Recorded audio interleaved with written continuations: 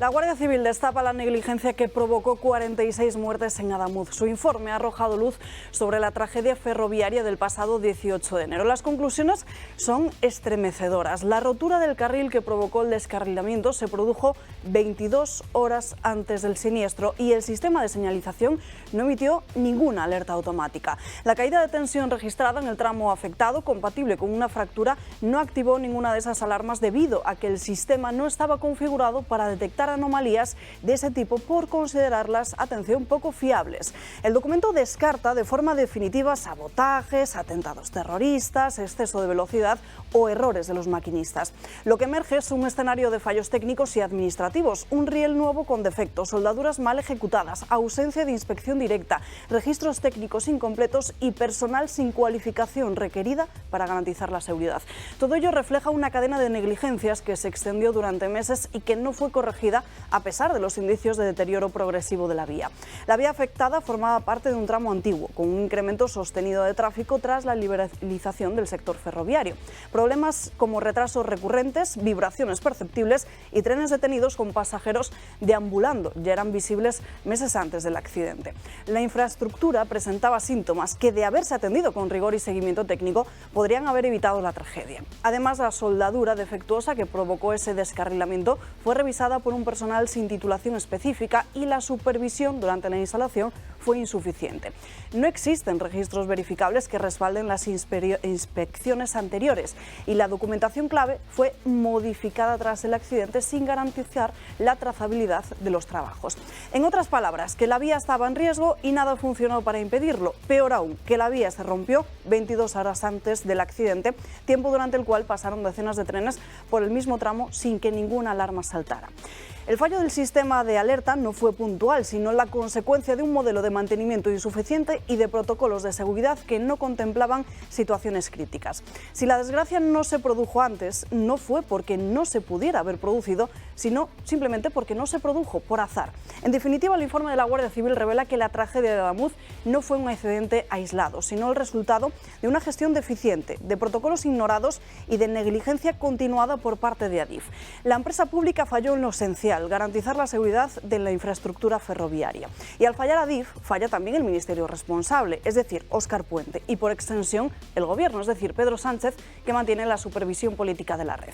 Este desastre, con 46 vidas perdidas, no puede leerse como un hecho fortuito. Es la consecuencia directa de la dejadez, la falta de inversión y la incapacidad de quienes debían prevenirlo. Si un carril roto provoca un descarrilamiento, no hay excusas. Lo que ocurrió en Adamuz es una responsabilidad que no admite dilaciones ni evasivas.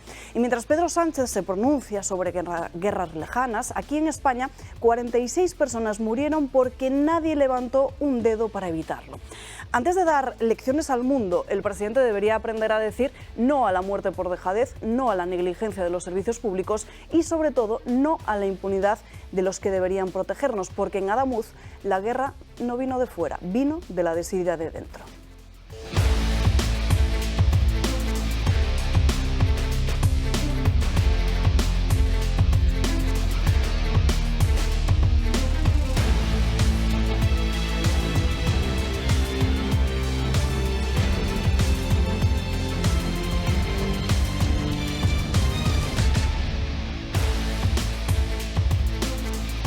Muy buenos días, es jueves, es 9 de abril, celebramos en el santoral del día de hoy Santa Casilda de Toledo y por supuesto en esta jornada, la cuarta de esta semana, en la que miramos directamente al Tribunal Supremo para saber qué es lo que están declarando los diferentes testigos llamados a declarar en este marco del juicio que tienen en el banquillo sentados a José Luis Ábalos, al que fuera su asesor, Koldo García, y a Víctor de Aldama. Nos vamos en directo hasta nuestra redacción, Mario Pérez, para conocer qué es lo que está sucediendo minuto a minuto dentro de esa sala. Muy buenos días. Pues sí, tercera jornada de esta semana de este caso Koldo. A lo largo de estos días hemos estado viendo a los diferentes testigos, hemos visto al hijo de Ábalos, hemos visto también al hermano de Koldo, a Jessica Rodríguez, a Claudio Montes y hoy las dos testigos principales que vamos a escuchar, que hemos estado escuchando además a lo largo de la mañana algunas de sus declaraciones, no son otras que la empresaria Carmen Pano y su hija Leonor González. Estas dos personas están citadas para testificar esta mañana. Primero, Carmen Pano por asegurar haber llevado hasta 90.000 euros a la sede de Ferraz, que además esta mañana también conocíamos que su chofer confirmaba este depósito de dinero en la sede de Ferraz, y de Leonor González, que está citada porque afirmó que Ábalos llegó a cobrar hasta 50.000 euros por el rescate de Air Europa. Nosotros vamos a estar muy pendientes de las declaraciones de estas dos testigos principales a lo largo de esta tercera jornada. Enseguida nos lo cuenta Mario a lo largo del programa de hoy. Quédense con nosotros, pero tenemos muchos más asuntos encima de la mesa, así que saludamos ya a los invitados de esta mañana. Don Julio Ariza, muy buenos días. Hola, buenos días. ¿Qué tal estás? Pues quiero hacer un pequeño editorial. Adelante. Pero lo voy a leer. Vale. Lo ha escrito Maica Navarro en La Vanguardia, una vieja amiga conocida nuestra de La Vanguardia de hace muchos años. Pues dice lo siguiente: los vecinos de Pepe se echaron ayer a la calle para pedir a gritos que el hombre, de 66 años y con una larga lista de dolencias que le obligan a desplazarse en silla de ruedas y con una botella de oxígeno, sea puesto en libertad provisional. El martes, el titular del juzgado de instrucción número 8 de Barcelona ordenó su ingreso en prisión, solicitado previamente por la Fiscalía. 48 horas antes, el domingo, el hombre asestó un navajazo en el corazón a un joven de 18 años que trató de arrancarle la cadena de oro que Pepe llevaba al cuello. Fue Paqui, la mujer del investigado, quien llamó al 112 para pedir la presencia urgente de la policía y una ambulancia. Todo sucedió muy rápido frente al número 1 del Paseo de Mollerusa, del barrio del Buen Pastor. Justo en ese punto hay unos bancos delante de un instituto que a primera hora de la tarde les toca el sol. Pepe comió y bajó con su silla de ruedas, mientras Paqui y su mujer le echaban un vistazo, como siempre, desde la ventana. El hombre se encontraba solo cuando un joven que iba en un patinete se le acercó por detrás y le agarró la cadena de oro con la intención de arrancarla. Mi marido se asustó, relató Paqui a los primeros policías. El hombre declaró que pensaba que iba a morir ahogado y que por eso sacó la pequeña navaja que lleva siempre en el bolsillo para cortarse el tocino y las cosas del almuerzo, aseguró la mujer, y apuñaló a su atacante en el torso. A pesar de los esfuerzos de los sanitarios, el presunto ladrón murió allí mismo. Presentaba una única herida de arma blanca que le atravesó el corazón.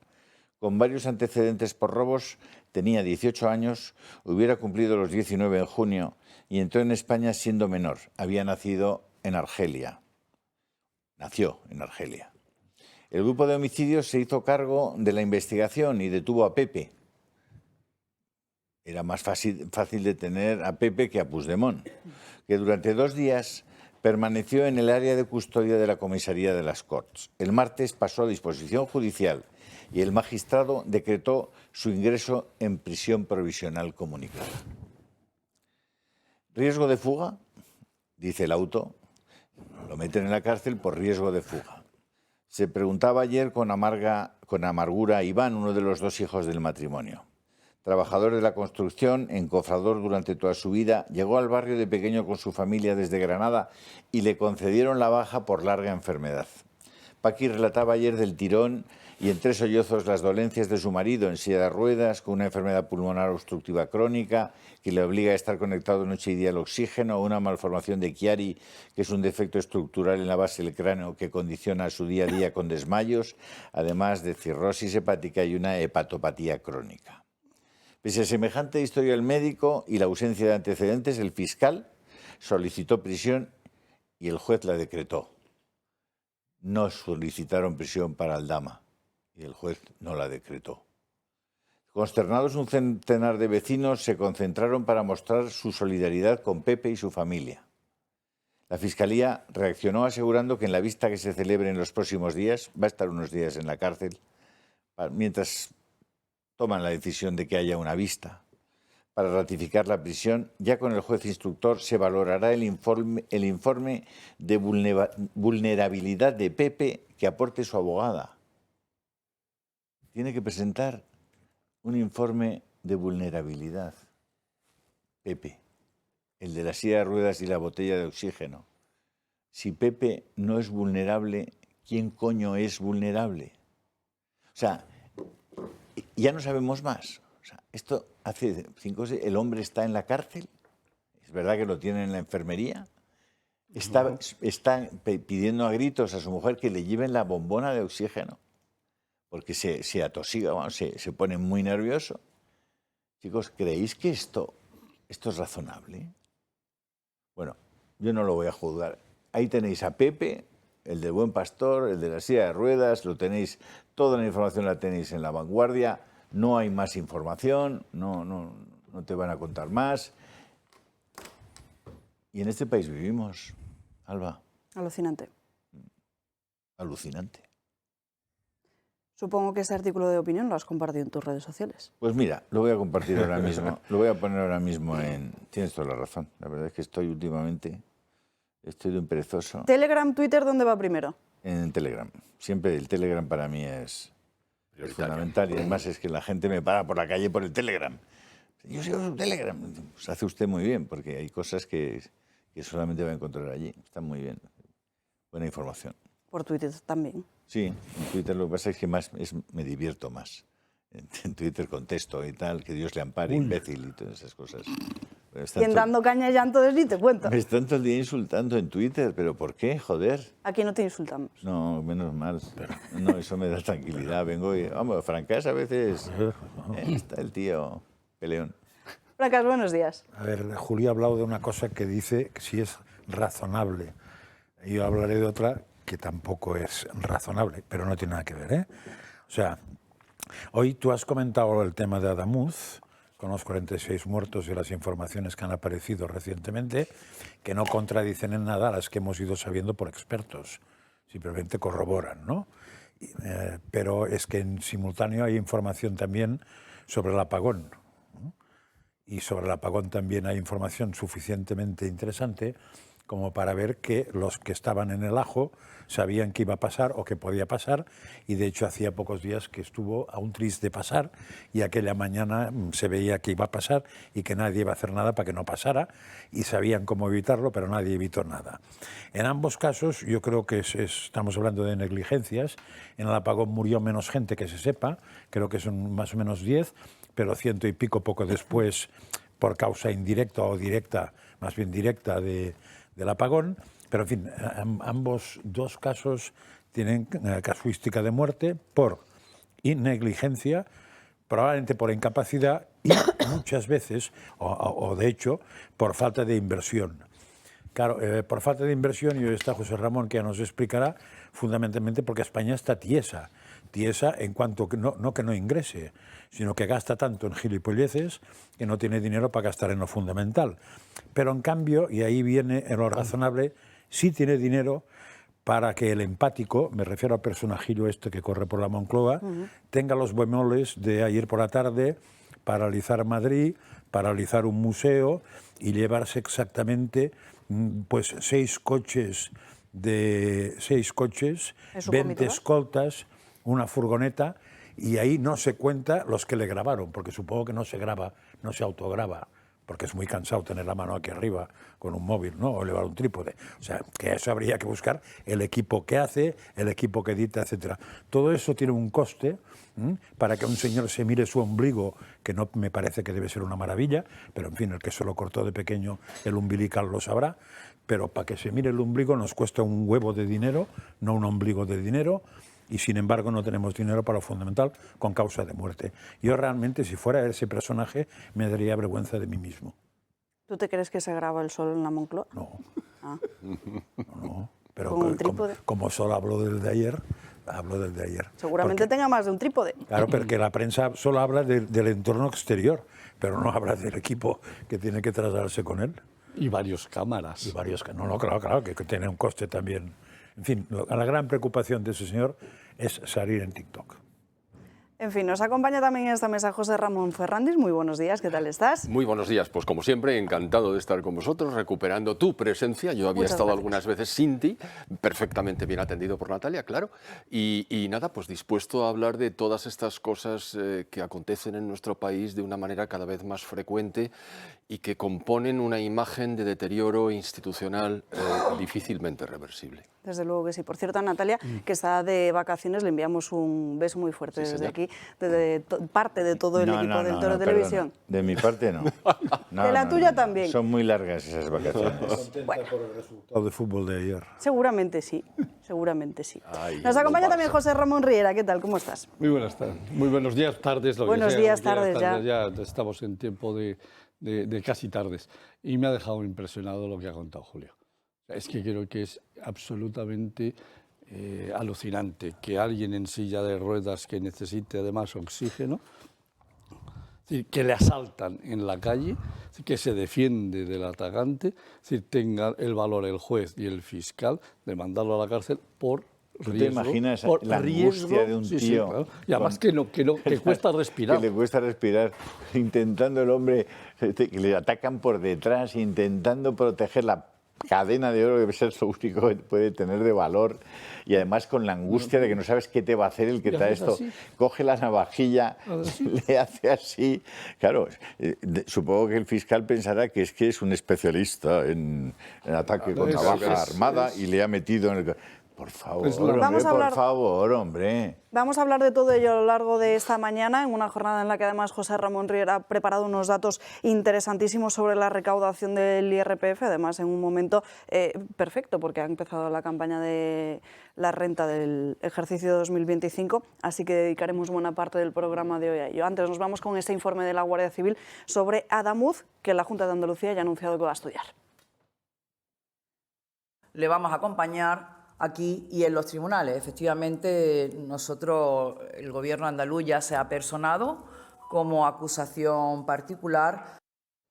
Un informe, el de la Guardia Civil, que desde luego desmonta todas las teorías, conspiraciones que incluso desde el Gobierno se habían vertido sobre las causas del mismo. ¿Qué dice punto por punto este documento? Marién Vallejo. Así es, Alba. La Guardia Civil ya ha entregado al juez ese informe que analiza las posibles causas del accidente ferroviario de Adamuz que dejó 46 fallecidos. Los análisis son bastante preocupantes. Días después del accidente, el presidente de Adif aseguró que había revisado esa parte específica de la vía tras el accidente, pero ahora el informe dice todo lo contrario. El punto más próximo que se revisó, atención, estaba a 67 metros de distancia y se hizo días antes. Adif la dio por apta. Además, la Guardia Civil pone en duda la experiencia de los técnicos que la revisaron y aseguran que no tendrían los 2 años de experiencia exigidos, es decir, que no estaban cualificados. Hay que recordar que Adif detectó 2 meses antes del accidente graves baches justo en ese mismo punto. La vía, según el informe de la Guardia Civil, se rompió la noche de antes, pero nadie se dio cuenta ni tampoco saltó ningún aviso. Por todo ello, el Partido Popular ha vuelto a pedir la dimisión de Óscar Puente. Ni terrorismo, ni sabotaje, ni deficiencia de los trenes, señor Puente. Es una negligencia continuada con resultado de muerte. Es decir, han muerto españoles por la dejación de este gobierno. Exigimos a Óscar Puente su dimisión inmediata por la inoperancia de su gestión, pero también y principalmente por sus mentiras. En nombre de las memorias de las víctimas, no puede seguir en el gobierno. Tras todo esto, la Asociación de Víctimas por el Descarrilamiento de Adamuz se van a manifestar el próximo miércoles 15 de abril frente al Congreso de los Diputados. Siguen exigiendo que no se olvide lo que pasó y que se conozca cuanto antes la verdad. Gracias, Marién. Desde luego, José Ramón Ferrandís, todo lo que hemos podido leer en este documento nos lleva a hablar de una palabra, que es la completa negligencia que ha tenido el Gobierno, en este caso en concreto Adif, directamente, por un cero mantenimiento del estado del sistema ferroviario. En este caso país. está absolutamente claro. Hay otros muchos más donde caben dudas, pero caben dudas porque todavía no ha habido una investigación, porque afortunadamente no ha habido un accidente de la gravedad de este.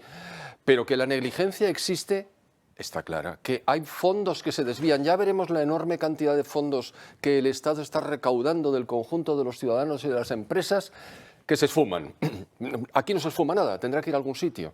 Entonces, eso ya lo veremos más tarde. Pero en el caso que nos ocupa, parece mentira que los responsables claros de esta degradación monstruosa de la vida en común, que además se patentiza en un número altísimo de muertes y de heridos que difícilmente recuperarán alguna de las funciones, porque de estos no se habla nunca, jamás tengan el castigo que requiere su comportamiento indecente.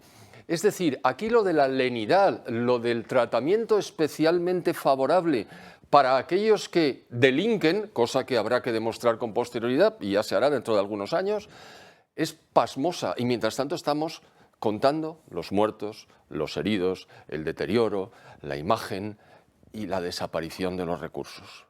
¿A dónde voy con todo esto? Pues es que estamos confundiendo con una facilidad monstruosa la democracia, por llamar democracia a lo que es claramente partitocracia, con la lenidad.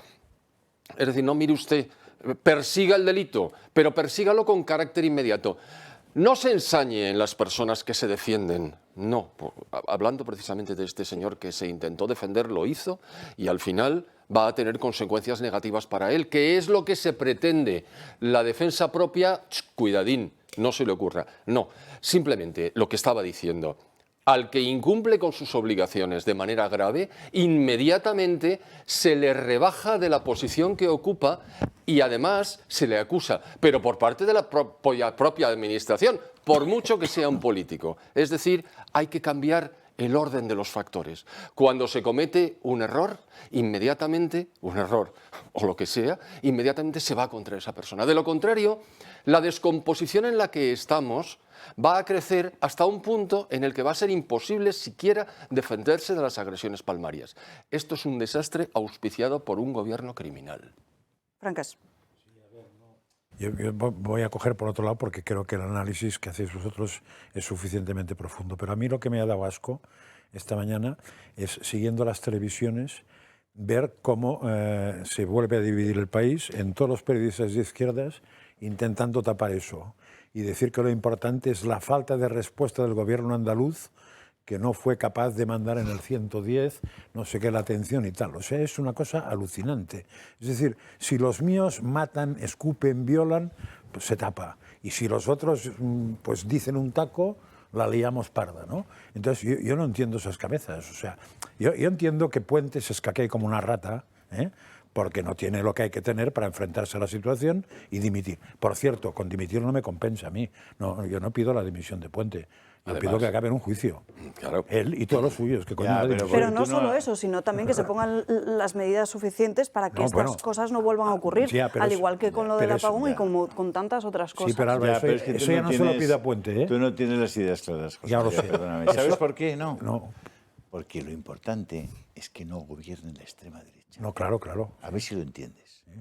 Cuando entiendas eso, todo lo que pase alrededor, cuadra, incluso que vayan matando ancianos por la calle, ¿qué importancia tiene? Frente a si lo ese que mal. importa es que no gobierne la extrema derecha. Ni Trump tampoco. La extrema derecha. Es que lo importante es que no gobierne la extrema derecha. Sí, pero esos periodistas que te digo no van por ahí, ¿eh? Esos yo creo que van porque se han dejado comprar muy barato. Te equivocas. Que es distinto. ¿Tú crees que es ideológico? Oye, es compatible ambos elementos, ¿eh? Eso puede ser, sí. Por supuesto. Eso puede ser. Al final lo importante, y yo cada vez lo tengo más asumido también, os digo, yo estoy virando en ese sentido. O sea, creo que de verdad lo importante es que no gobierne la extrema derecha. No sé.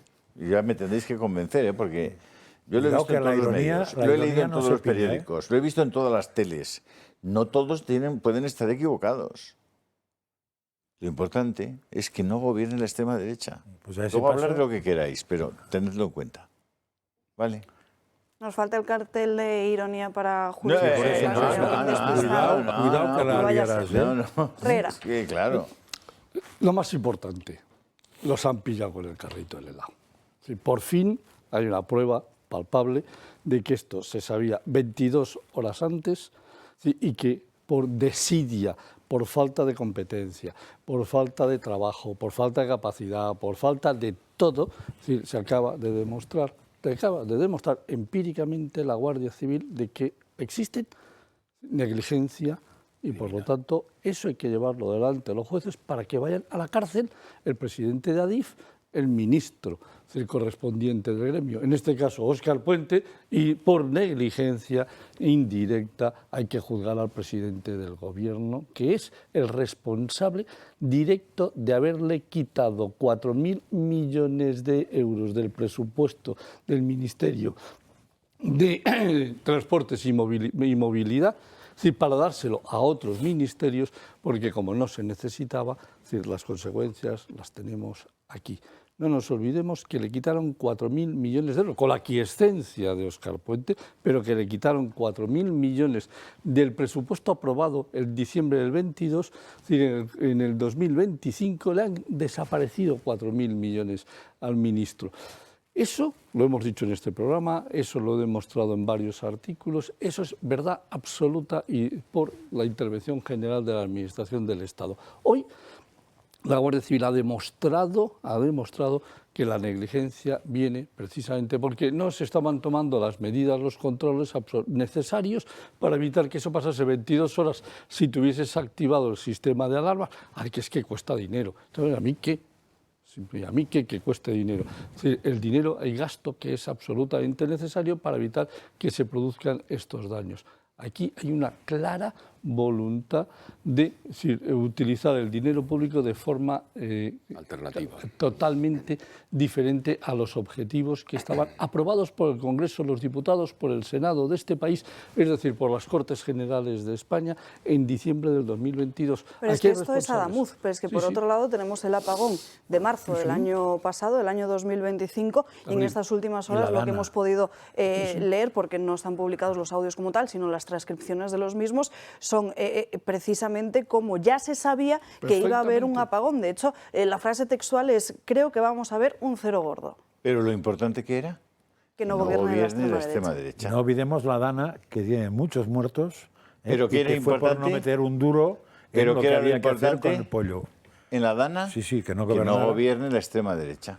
Pues sí, porque en este caso ese dinero lo había puesto la Unión Europea. Claro. Es decir, ya no es un problema de que no la inversión... ¿En qué caso? En el caso de las inundaciones derivadas... ¿Y en Adamuz también? No, bueno, pero yo me estoy refiriendo a las enormes cantidades que se devolvieron porque no se utilizaron. De hecho, de eso vamos a hablar, pero tendrá que ser en apenas unos minutos, porque además conectaremos en directo con el portavoz del Partido Popular en las Cortes Valencianas, que es quien está denunciando cómo apenas han tramitado 2 de cada 10 de las ayudas y hay miles y miles de familias valencianas que todavía no han recibido ese respaldo básico que se le había prometido. Antes, una breve pausa de publicidad. ¿Qué es lo importante?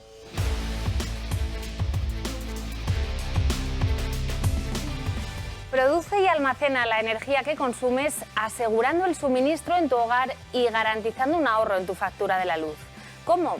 Gracias a una batería instalada en tu casa y a la energía que generas desde un parque solar remoto. Aunque vivas en un piso, sin necesidad de instalar paneles en tu tejado, puedes tener tu propia energía y protegerte del mercado eléctrico. Y todo con la tranquilidad de un proyecto pensado para los próximos 40 años. Descubre el pack ahorro energético de Comunidad Solar en comunidadsolar.es o llamando al 980 2812.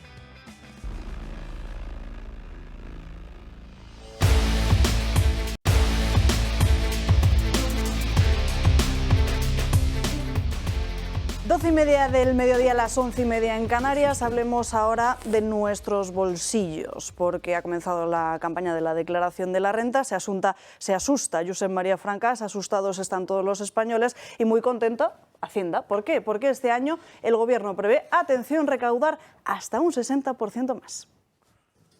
El Gobierno se superará este año. Arranca la campaña de la renta y su objetivo será recaudar un 60% más que el año pasado, 11.270 millones de euros. Y eso que ya han logrado el récord.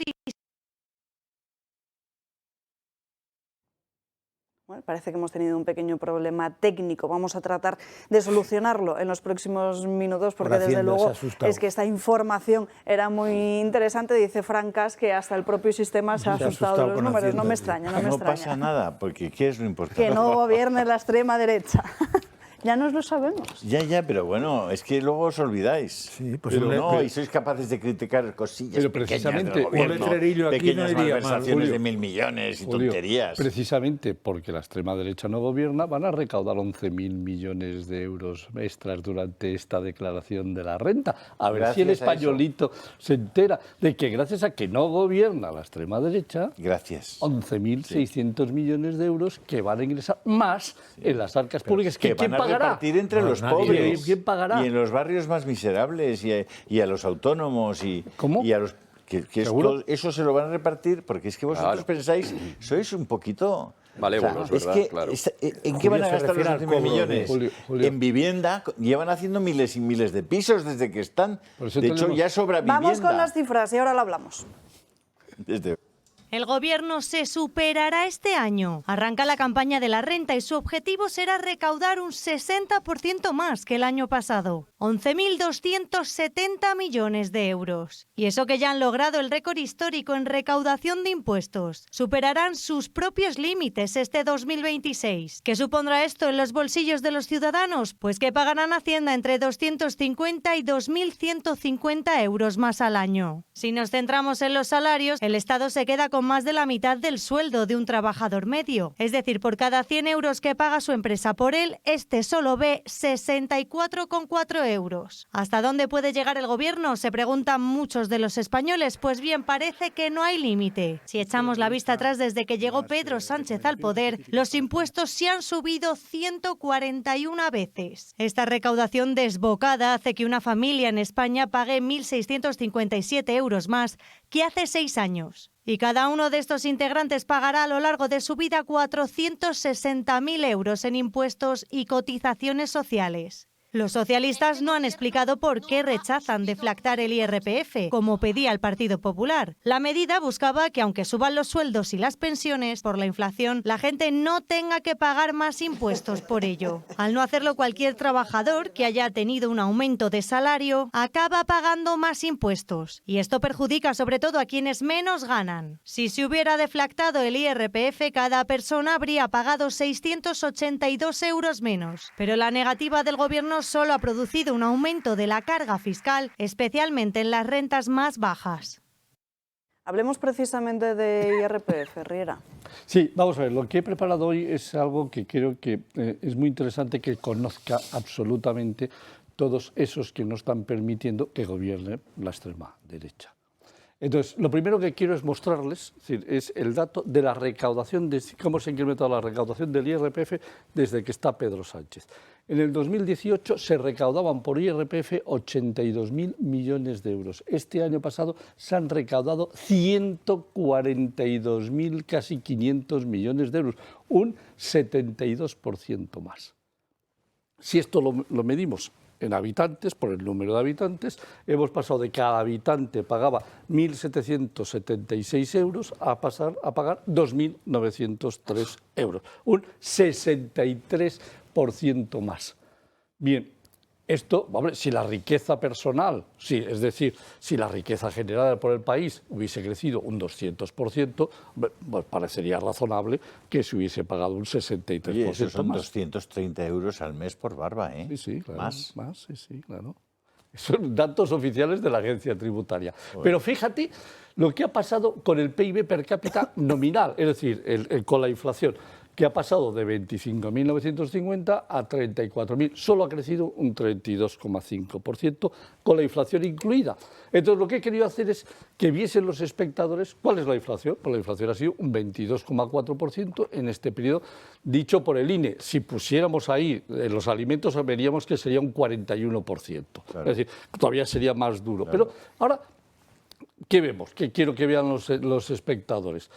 Si la recaudación por habitante crece un 63% y la inflación crece un 22%, quiere decir que en términos reales la recaudación ha crecido un 41%.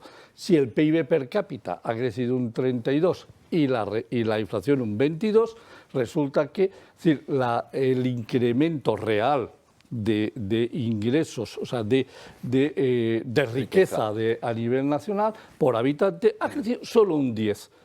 Es decir, la riqueza del español crece un 10 con Pedro Sánchez y la recaudación con Pedro Sánchez por habitante crece un 41. Es decir, 4 veces más nos han quitado de nuestro bolsillo que lo que nos han generado como riqueza general dentro del país. Ese es el auténtico problema.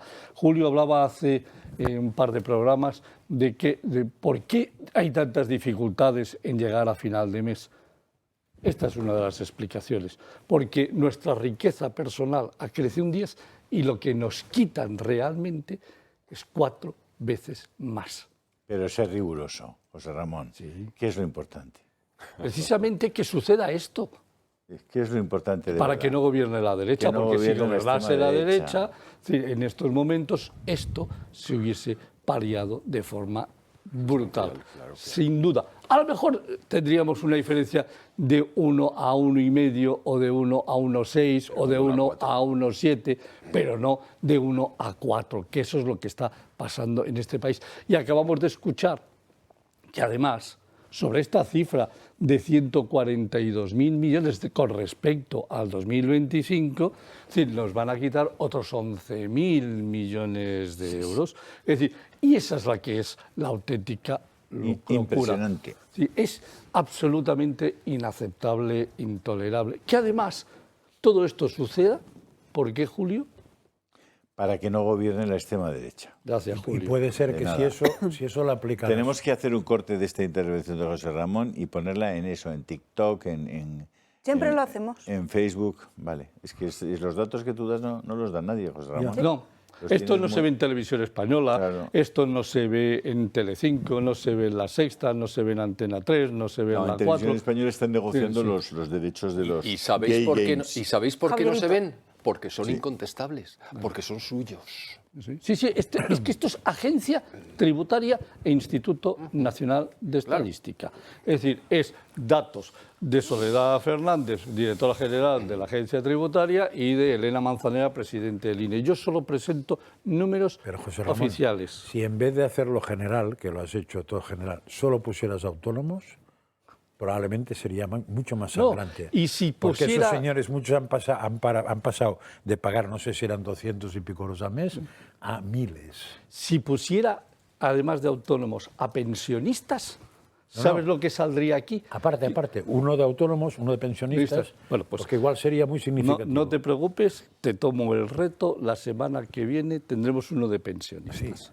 Porque ya lo estaba preparando. Y esto, si alguien tiene interés, el domingo saldrá escrito, publicado en el diario El Debate, en un artículo de unas 1000 palabras aproximadamente, que he terminado de escribir. Y que yo esta colgaré mañana. en Telegram. Te lo haré llegar para Mientras que lo... estamos observando lo que pasa en Hungría, porque vamos a hacer un programa, ¿no? Sí. Porque ¿Cómo hay va a ser eso? hay elecciones, ¿no? Sí, el domingo. Sí. Ha estado Vance allí apoyando Sí, estaba hasta ayer, ¿no? a Orbán. Sí. El domingo a partir de las 9:30 de la noche podrán seguir únicamente y en exclusiva a través de las redes sociales del Toro Televisión, es decir, a través de YouTube y de Twitter, un programa especial en el que vamos a hacer minuto a minuto de lo que está sucediendo Tele en y Hungría. radio un poco, ¿cómo va a ser? En tele no. Solo en YouTube y en Twitter. ¿Ah, sí? ¿Y en radio no? O sea, ¿eso no se emitirá por la radio? YouTube y Twitter. Vale, no lo sé. Oye, si lo Para importante llegar a para mí todo el es saber mundo. lo que es que no gobierne la extrema derecha. Lo Para demás, llegar a todo el mundo Qué vamos bueno, a qué emitir bonito, en qué directo bien. a través de nuestras plataformas digitales al alcance habrá de un clic. Con pero- el simple móvil usted directamente que no Además, está desde sus si casas. tú lo ves, por saberlo, pues ya sabes que a mí lo que me importa de verdad. Pero es cuando gobierne tú la estás extrema viendo YouTube, puedes hacer para que ese programa lo vean en Hungría y que lo Claro. ponen subtítulos en húngaro. ¿Ah, sí? Automáticos. Bueno, Sí. está muy bien. Hoy tienen un pero- sistema de inteligencia artificial YouTube, es decir, que te traduce simultáneamente a cualquier idioma. Es decir, tú estás en emisión en húngaro, Sí. es decir, y si tú quieres entenderlo, le dices a YouTube, es decir, pues me interesa que me lo pongas los subtítulos, es decir, y ¿Y el ya audio? ya hay en estos momentos en determinadas emisiones, es decir, en el cual, es decir, por ejemplo, en mi canal de YouTube, es decir, yo lo puedo programar para que me escuchen en el Reino Unido en inglés. Y yo hablo en castellano y me ponen, es decir, como si estuviese hablando en inglés. Claro. Y están consiguiéndolo francamente bien, ¿eh? Un minuto a minuto que pueden seguir, como les estamos informando, a través de nuestras redes sociales, conducido por Yago Soler, que va a contar con la presencia de José Ramón Ferrandis, también del propio Julio Ariza, y en el que iremos conectando con diferentes personas y expertos que van a estar desde Hungría, contándonos desde allí, desde primera mano, lo que está sucediendo. Rodrigo Ballester, Bach Farkas, Unai Cano, que también estará siguiéndolo Bach allí, Farkas. y muchos más invitados más que no les Pero- voy a desvelar. Mientras tanto, señores, me voy a una siguiente pausa de publicidad. Espera, no, que el Ayuntamiento de Valencia, hola María José, la alcaldesa, que está preparando y concienzudamente los gay games, los juegos para homosexuales en Valencia, que van a hacerlos el día de San Tarsicio. Siempre cogen un día así apropiado para hacer los Juegos Gays en Valencia. Eso va a ser, bueno, precioso. ¿Qué queréis que os diga? Si tenéis niños, ¿Pero eso no qué vayáis a emula? Valencia. ¿Eso emula a los Olímpicos? Me parece que es el 27 de junio. ¿Pero eso Y emula a todos los los que Olímpicos? podáis elegir otra ciudad para estar esos días, Julio. pues os lo recomiendo, porque la que van a montar ahí, si es como la que montan aquí el Día del Orgullo, pues es para no llevar a los niños. Pero digo, eso porque no emula, tienen ningún respeto eso a los emula a niños los ni a la Juegos gente joven. Olímpicos. Bueno, sí. ¿Y entonces cómo harán con eso que han hecho en los Juegos Olímpicos, que solo puedes participar según 2 sexos y no 3? ¿Van a hacer lo mismo? A ver, vamos a ver, yo no soy un experto en gay ¿Cómo te games, has metido ¿vale? tú en el berenjenal? No, yo ¿Sabes lo de que qué tengo hablas? es una web que he colgado en Telegram para que la veáis, porque han hecho un vídeo sea, que los le he enviado trans, a ¿cómo Alba, hacen por si ahí? quieres ponerlo, Alba, para que vean un poco el tono y el nivel de... ¿Y los de trans qué gay hacen ahí? games ¿Cómo hacen los trans? Los trans no lo sé, no lo sé. Igual hacen unas Olimpiadas trans. No. Es que no lo sé, Ay, vale. no lo sé. A Cada ver uno si- aquí a hace ver sus si no han Olimpiadas, caído en eso, porque ¿eh? ¿qué es lo A importante? ver si no han caído en eso. ¿Qué es Que lo no gobierna la importante? extrema Que no izquierda gobierne la y que extrema los trans derecha. tengan su sitio. La extrema derecha. Eso, la extrema Que derecha. no gobierne la Señores, extrema derecha. La izquierda publicidad. Felicidades y a la enseguida alcaldesa de volvemos. Valencia por Estamos convertir rebeldes a hoy, Valencia Alba. en la referencia bueno, y sobre todo por la contribución a la demografía española. Publicidad.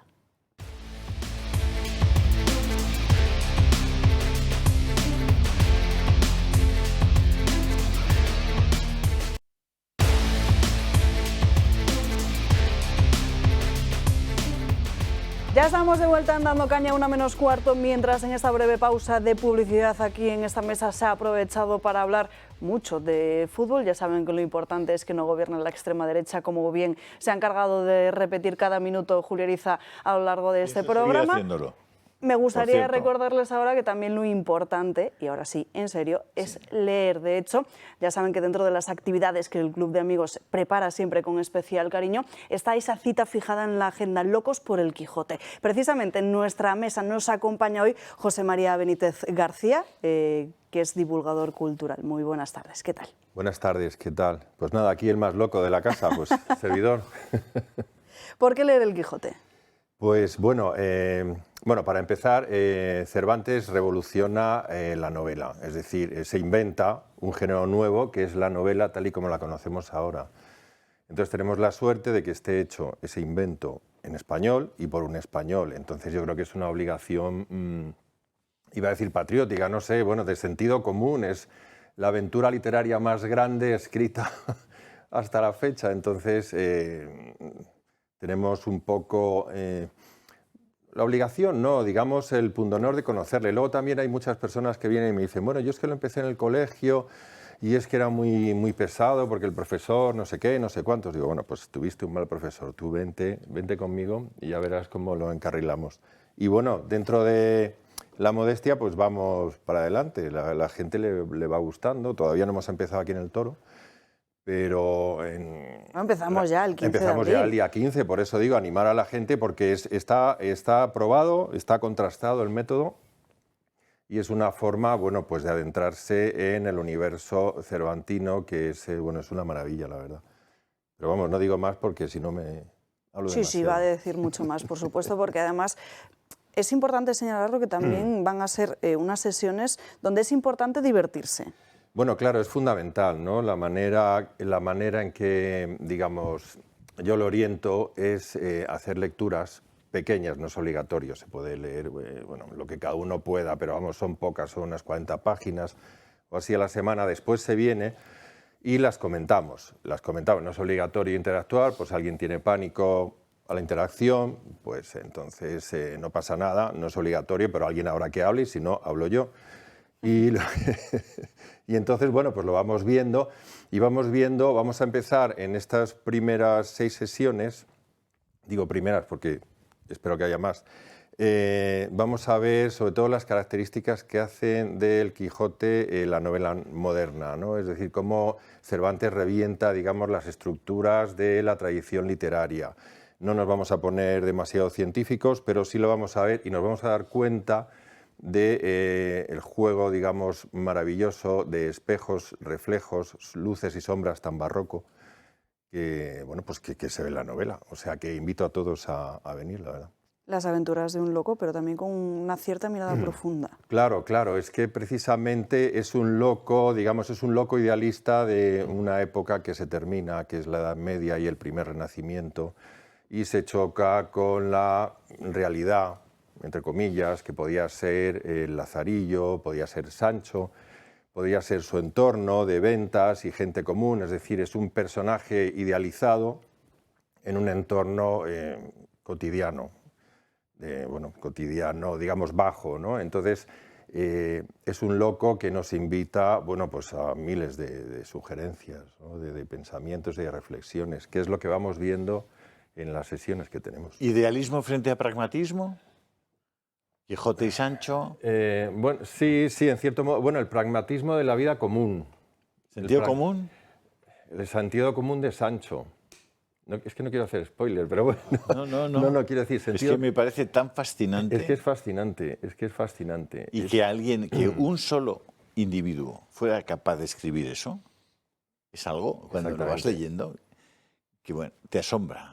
Es que es asombroso, es que es como, además, no solo el contenido, sino la forma, es como una juego de cajas chinas, que abres una caja, te crees que has descubierto el quid de la cuestión, la solución al enigma cervantino, bueno, pues no, luego hay otra caja que se abre y te lleva en otra dirección.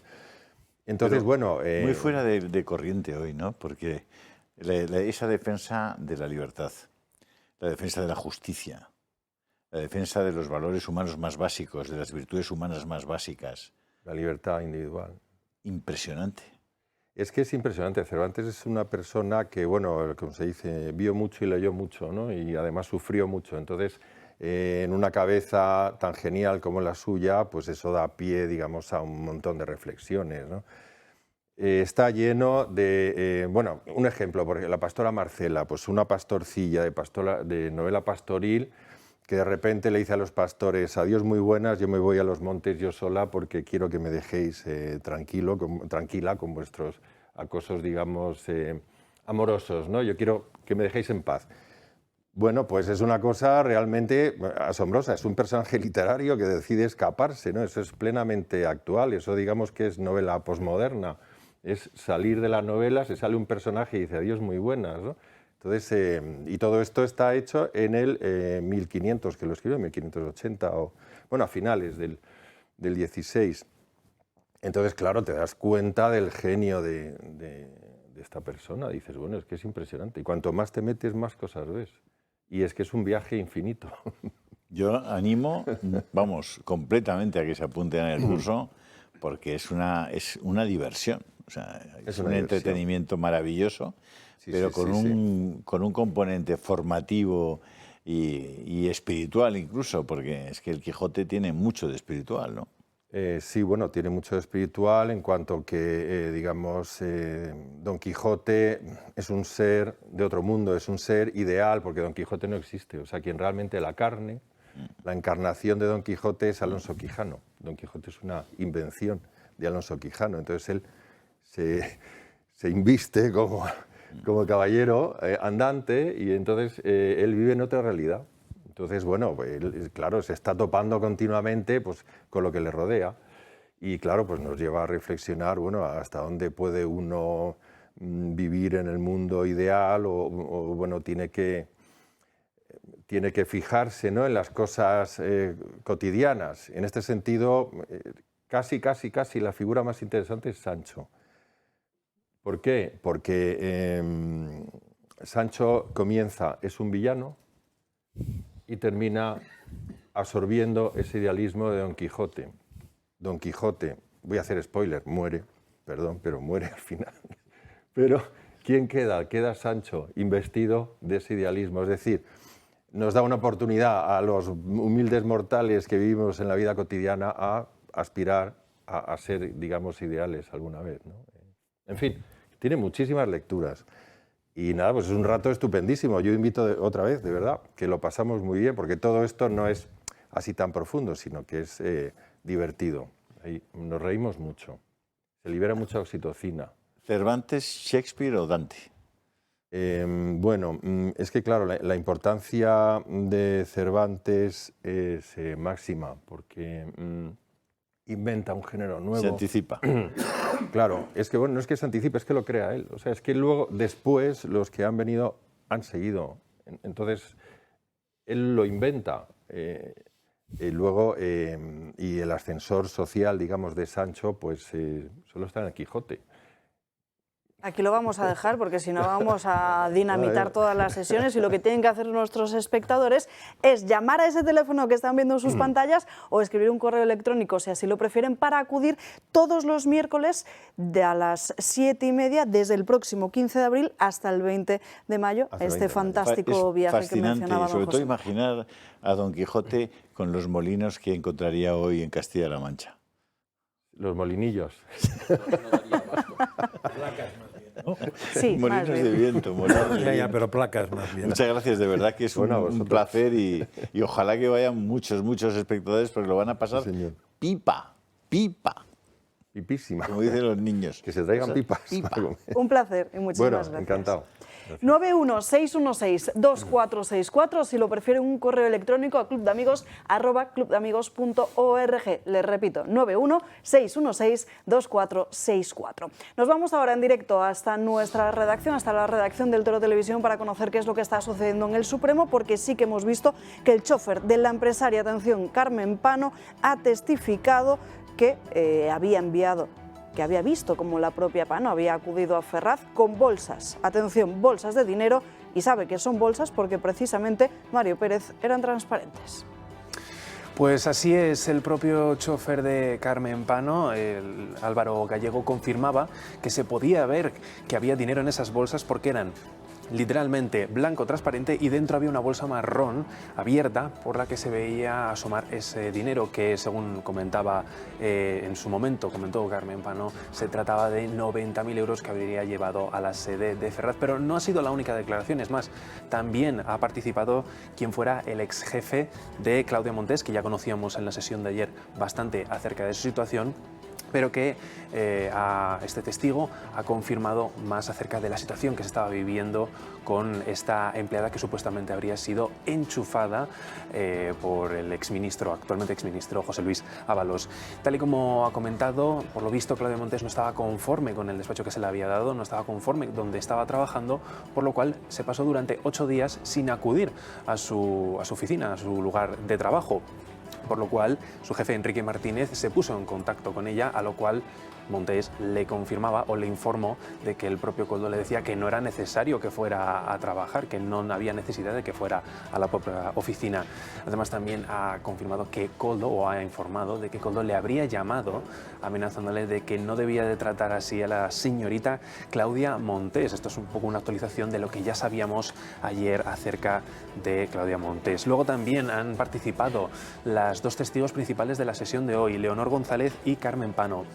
En cuanto a Leonor González, se ha centrado su declaración sobre, primero, el 1.000.000 de euros que la UCO estaba investigando y que investigó y que supuestamente fue a comprar o fue destinado a comprar a Ábalos a cargos públicos, de alguna manera para permear en la propia administración, y este dinero habría ido a parar directamente a Aldama. Pero no ha sido el único tema. También ha afirmado que el propio cese de Ábalos supuso una gran preocupación entre los diferentes empresarios que estaban involucrados dentro de la propia trama, algo que en esa situación Aldama también intentó tranquilizar diciendo que la cosa iba a estar más tranquila, que no iba a escalar en ese sentido. Y por último, también habría que destacar que aseguraba que José Hidalgo, el presidente de Air Europa, les habría dado tanto a Koldo como a Aldama, que habrían ido estas dos personas a buscar a la vivienda del presidente de Air Europa una bolsa que contenía unos 500.000 euros. Después del receso ha participado su madre, Carmen Pano, que la última declaración que tenemos acerca de ella era que la compra del chalet en la línea de la Concepción inicialmente se había concebido como una inversión, pero al final se le comunicó que se trataba de una inversión que iba destinada a el entonces ministro de Transportes, actualmente exministro de Transportes José Luis Ábalos, de alguna manera como una dádiva para conseguir una licencia de hidrocarburos que poder darle a su hija Leonor. Estas son un poco las actualizaciones que tenemos últimamente de la jornada de hoy, pero también hay que recordar la de ayer, en la que precisamente participaron dos amigas del ahora exministro José Luis Ábalos, así que vamos a recordar un poco qué fue lo que nos presentaron ayer en el Supremo. Por el Supremo siguen pasando más amantes de Ábalos. En la segunda sesión del juicio Mascarillas le ha tocado el turno a Claudia Montes, la ex Miss Asturias que el exministro colocó en Logirrail. La joven asegura que no fue consciente que Ábalos y Koldo le habían enchufado en la empresa pública. No, porque realmente yo hasta el día de hoy que veo todas las pruebas que hay y no voy a ser falsa. Ustedes me están demostrando por los mensajes que hay que ellos hicieron algo detrás.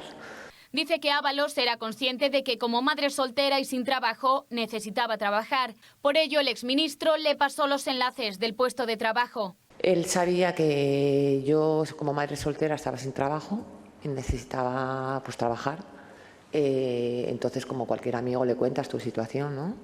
Y compañero de partido, y me pasó los enlaces y accedí, mi candidatura la presenté como encargada. Montes también ha negado que se ausentara de su puesto de trabajo. Dice que lo que hacía era ir a la biblioteca de Oviedo, siempre en horario laboral, a leer libros sobre trenes. Y lo que hacía era en la biblioteca de Oviedo, ir a coger libros y aprovechar de leer. Sin embargo, esta postura contrasta con la declaración del exdirector gerente de Logirrail, José Ángel Menéndez, que ha recordado que inició un expediente disciplinario por la ausencia prolongada de Claudia Montes, una decisión que hizo que lo destituyeran y que se archivara el expediente. Lo cierto es que las declaraciones de las amantes de Ábalos no están dejando a nadie indiferente. Claudia Montes dice que no sabía que había sido enchufada en una empresa pública, mientras que otra de las amantes de Ábalos, Jessica Rodríguez, ha confirmado que cobraba sin ir a trabajar. Vivía también en un piso de lujo pagado por la trama y viajaba de forma frecuente con Ábalos a costa del erario público. Rodríguez declaró en la primera sesión del juicio y preguntada por si se dedicaba a la prostitución, Jessica respondió tajante. Su profesión tiene que ver con una contraprestación económica a cambio de sexo. Es que no sé cómo explicarlo. No se preocupe, yo le contesto. No, soy dentista y estoy colegiada. Justificó además que Ábalos pagará su piso de Plaza España debido a la dificultad que, según ella, supone buscar piso en Madrid con un gato. Una de las cosas que me preocupó bastante era lo del tema del piso, porque yo estaba estudiando la carrera y sí que es cierto que sabemos todos cómo están las cosas en Madrid como para poder conseguir un piso, y además por él también adopté un gato y evidentemente pues si ya es difícil encontrar piso, imagínate con un animal. En fin, después de haber visto todas estas declaraciones, parece que en estos momentos la Fiscalía prevé reclamar a Jessica Rodríguez, que declaró el lunes como testigo ante el Tribunal Supremo, que devuelva todo lo que cobró de la empresa pública Ineco y también de Traxa durante el periodo en el que estuvo trabajando. Por su parte, El Español saca hoy la prueba de cómo Joseba García, el hermano de Koldo García, habría mentido en el Tribunal Supremo. Ya saben que por la condición de testigo, Joseba García estaba obligado a decir la verdad, algo que supuestamente no habría hecho porque negó conocer lo que había en ese sobre que había ido a recoger en República Dominicana. Sin embargo, sí envió una foto, que es la que están viendo en sus pantallas, a Koldo con ese total de billetes de $100 y $50 que incluía presuntamente ese mismo sobre. Lo que hemos visto esta mañana en el Supremo, nos lo comentaba nuestro compañero Mario Pérez, es que ese chofer de la empresaria Carmen Pano, que a Francas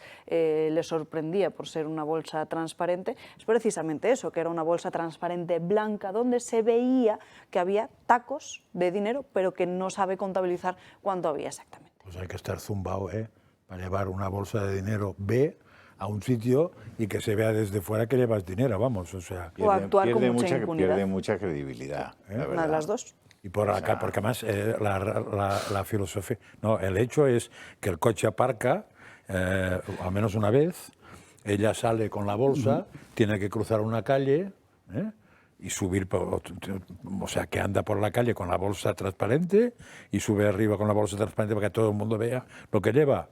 Pues nada, me choca, lo mismo que me choca que la Fiscalía le pida a esa chica que devuelva lo que robaron nosotros. ¿Pero qué va a devolver? Si los que hicieron la falta son los que la enchufan allí. ¿Y ella leyó un montón? Y le di, no, es la otra. Esta no Jessica, leía. pero le dicen, tú no vayas, yo te mando, ya te diré lo que tienes que hacer. Y no le dice nunca nada, pues no veo yo que tenga que devolver nada. Tendrá que devolver el que la enchufó ahí, claro.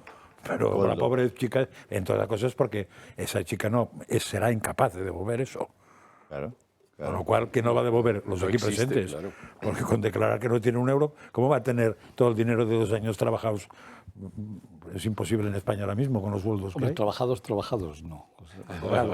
Es que Bueno, también es o un sí, poco... bueno, a lo mejor resulta que si se lo pagó en servicios... Hombre, seguro que algún José servicio... Ramón, Ay, esa es una vía disculpadme, como la complicada. declaración de Claudia Montes en el día de ayer. Vas a trabajar, pero si no se te pide nada y te vas a leer a la biblioteca, no estás leyendo, te estás formando, o sea, no estás trabajando, No. te estás formando. Creo Porque que son ella cosas sabía bastante que lo diferentes. importante era que no gobierne la extrema derecha. Pero fíjate que lo de estar ayer, lista para la llamada. lo que me choca es que nadie haya hecho hincapié en En una cosa que prevengan. me parece lo más chocante, que es que el presidente o director general o jefe de la empresa que denuncia que es infumable el tema, Sí. lo echan.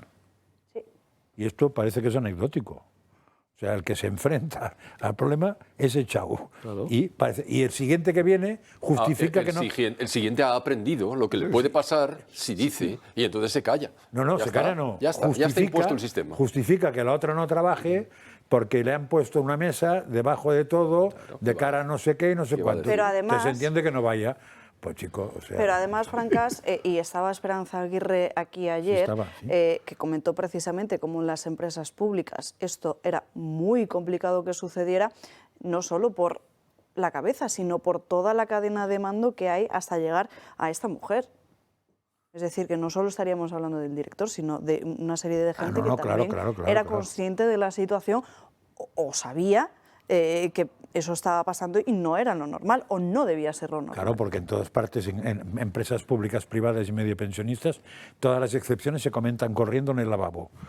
Inmediatamente, o sea, aparece alguien nuevo y o en la máquina de café o en el lavabo, oye, ¿sabes qué me han dicho que ha venido? O sea, que esto corría seguro. Pero claro, ahí todo el mundo dice... Yo soy carpintero. El chiste del carpintero, famoso. Riera. No, es que estamos en lo de todos los días. El dinero del dinero de los españoles ha sido usado en hacer lo que les daba la gana. Es decir, tienen el concepto de que el dinero no es de nadie. Si lo dijo Carmen Calvo, no, esto no es de nadie. ¿Cómo que no es de nadie? El dinero Perdónenme, público. es de todos los españoles que han pagado religiosamente sus impuestos, es de todos los empresarios que han ingresado el IVA, es de todos los empresarios que han pagado las cotizaciones sociales, es de todos los contribuyentes que van a un supermercado que compran y que por lo tanto en ese supermercado tienen que ingresar el IVA. Es decir, es de todos los españoles y por lo tanto no pueden usar ese dinero para pagar a sobrinas, primas y colocarlas en puestos de trabajo en el cual se paga con el dinero de los españoles. Tú has publicado ayer en Instagram un vídeo de 19.000 y pico... 19.600 y pico empresas. Exacto, 19.300 empresas. 319. Exacto, 19.319. Es que, perdóname, es que ¿en dónde las han colocado? En una de esas 19.319. Lo que hay que hacer es, con perdón, cargarse de una puñetera vez las 19.300 empresas públicas, consorcios y demás, porque esos son solo puro y exclusivamente chiringuitos. Yo no necesito una agencia tributaria, necesito una dirección general de recaudación, punto, pelota. Y es donde están los inspectores de Hacienda. ¿Para qué una agencia tributaria? ¿Para tener un presidente, una directora general? No, con un director general de recaudación y ahí están todos los que tienen que recaudar. ¿Para qué necesito una AIREF? ¿Para qué necesito una AIREF que acabas de colocar a una señora que es una... Si pones un director general, tienes que ponerle el sueldo de director general. Claro. Si pones una agencia fuera, pues poner el sueldo que te dé la gana. Exacto, efectivamente, ya lo sé. No a uno, no, a sí, pero la muchos. gente no lo sabe. A muchos. A un presidente, al vicepresidente, al consejo, al secretario, a la madre que lo parió, jefes de gabinete, etcétera, etcétera. Un director general no tiene se hace. Ya lo sé. Y el director general igual tiene coche, Por pero este los otro lado, subdirectores no. señores. Estáis con la visión de la rana en el pozo. Vosotros estáis pensando que se tiene que gestionar los fondos públicos de acuerdo con el objetivo último que se supone que es beneficiar a la población. Claro, no, hombre, el evidentemente. objetivo último, aparte del que Julio está contando constantemente, es que se enriquezca el gestor de la manera que sea, para lo cual multiplica la existencia de organismos varios, que es el objetivo, y así reparte entre los suyos, y nosotros pagamos. Entiendo perfectamente, pero que la gente lo sepa, porque a veces no se cae. Que podamos derrochar 180.000 millones de euros en lo que nos dé la gana. Y eso es lo que no tiene que aceptar nadie en este país. Porque yo estoy, como tú y como todos, pagando 180.000 millones de exceso para mantener todas esas preventas de todos esos tipejos, de todas esas personas, y eso es absolutamente Y intolerable. para mantener también las redes sociales del presidente del gobierno. ¿También? También. Bueno, Su TikTok. Creo, compañeros, que podemos verlo. Su TikTok. En un nuevo intento de limpiar el camino de los socialistas de cara a unas futuras elecciones, Sánchez se ha convertido en el TikToker de la Moncloa. Hoy os voy a hacer un pequeño house tour por el Palacio de la Moncloa en plan Isabel Presley. Acompañadme. Una técnica comunicativa que ha conquistado a más de 800.000 personas en redes sociales, donde el presidente te enseña su colección de figuras del Quijote. Y la tercera es este Quijote, como otros tantos que tengo en el despacho, porque suelo coleccionar Quijotes. Te da consejos sobre clásicos españoles. De lectura para aquellos que estéis interesados en lo tecnológico. Sobre qué música escuchar. De canciones y de música, pues bueno, he visto que este año 2026 un grupo que sigo bastante, que se llama Depresión Sonora, acaba de sacar una nueva canción que se llama Cómo será vivir en el campo. O qué rutas en el campo hacer. Pues espero que os haya gustado esta rutita. La verdad es que hay que hacer deporte siempre, hay que huir de la vida sedentaria y sobre todo estar en contacto con la naturaleza. Pero una de las situaciones más singulares de la política actual es cómo Pedro Sánchez nos ha mostrado el dato de afiliación en España. España tiene el mejor equipo. Por primera vez, España alcanza los 22 millones de afiliados y afiliadas en alta en la Seguridad Social. Juntos y juntas, hacemos el mejor país posible. Una serie de videorecopilaciones diarias con numerosos mensajes escondidos, como por ejemplo el apoyo del gobierno a los gazatíes. La segunda es un regalo muy especial y es esta botella que me regaló un niño refugiado de Gaza. Pero toda estrategia tiene un porqué. Moncloa trata de construir una nueva identidad del presidente que tenga más alcance entre la gente joven, un rango de edad que precisamente tira más a la derecha. PP y Vox superan el 50% de los votos entre los menores de 30 años. Y al mismo tiempo, otra parte de la Moncloa se enfrenta en la Internacional Socialista que se celebrará en Barcelona los próximos 17 y 18 de abril. Movilización histórica, según el PSOE, en la que Sánchez tratará de reunir a Lula, Petro y otros líderes progresistas con el objetivo de escenificar su ofensiva política, convertirse en el gigante que se enfrentó a Donald Trump. Una Internacional Socialista que, sin embargo, llega marcada por las sospechas de corrupción que rodean a la propia organización desde hace varios meses. Veremos si Pedro Sánchez documenta también de la misma forma el viaje que va a hacer entre el próximo 11 de abril, este sábado, hasta el próximo día 15 a China. Por el momento resulta muy complicado saber, resulta muy complicado, no se sabe directamente cuáles son ni los directivos ni las empresas que se van a reunir o que van a tener acceso al presidente del gobierno en este viaje a China.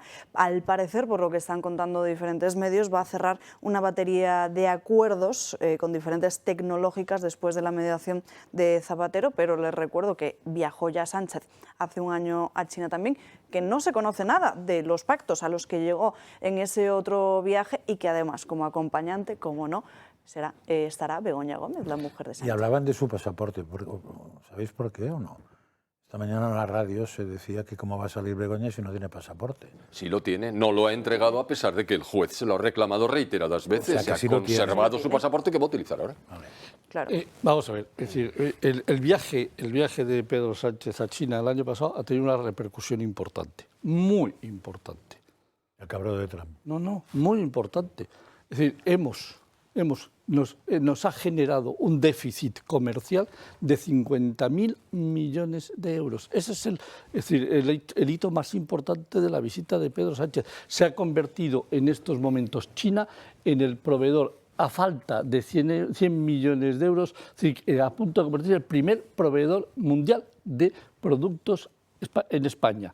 Nos vende solo 100 millones menos cuando hace exactamente 5 años, Alemania estaba casi 14.000 millones de euros por encima en venta de productos a España comparado con China. En estos momentos China ya seguro ha superado a Alemania en venta y por lo tanto, como nosotros cada día le vendemos menos, la diferencia se va agrandando. Es decir, esto produce un hito muy importante. Aquí alguien se está lucrando, alguien se está beneficiando, porque cada día importamos más productos de China y vendemos menos productos a China. Hombre, la verdad es que para hay un artículo hoy en el Faro de Vigo tremendo que explica que por cada tonelada que dejamos de pescar, sobre todo la flota pesquera gallega, bueno, pero la española en su conjunto, China la incrementa en 20 toneladas más. Es decir, que nosotros estamos en 760.000 toneladas y los chinos en 13 millones. Pero es que los chinos no tienen ninguna limitación. O sea, es una cosa realmente escandalosa. Y Europa, además, restringiendo los días en los que pueden salir a pescar. Pero para que pasen los chinos, si no, no caben. Sí, lo que pasa es que sí es verdad una cosa. Que no gobierna. Que gracias a eso no gobierna la extrema derecha. De todas maneras, José Ramón... O sea que los pescadores por lo menos tienen que saber eso, que ellos no podrán pescar, pero no gobiernan la extrema derecha. El fenómeno no es debido al gobierno español. Este fenómeno tiene sus raíces en la Organización de Naciones Unidas y después en la Unión Europea, que es la que establece el marco dentro del cual nos movemos. Y a pesar de que Alemania es miembro de la Unión Europea y que ha sido el exportador tradicional, está perdiendo pie a toda velocidad como consecuencia de las políticas energéticas que arbitra la Unión Europea. No es solamente el señor Sánchez.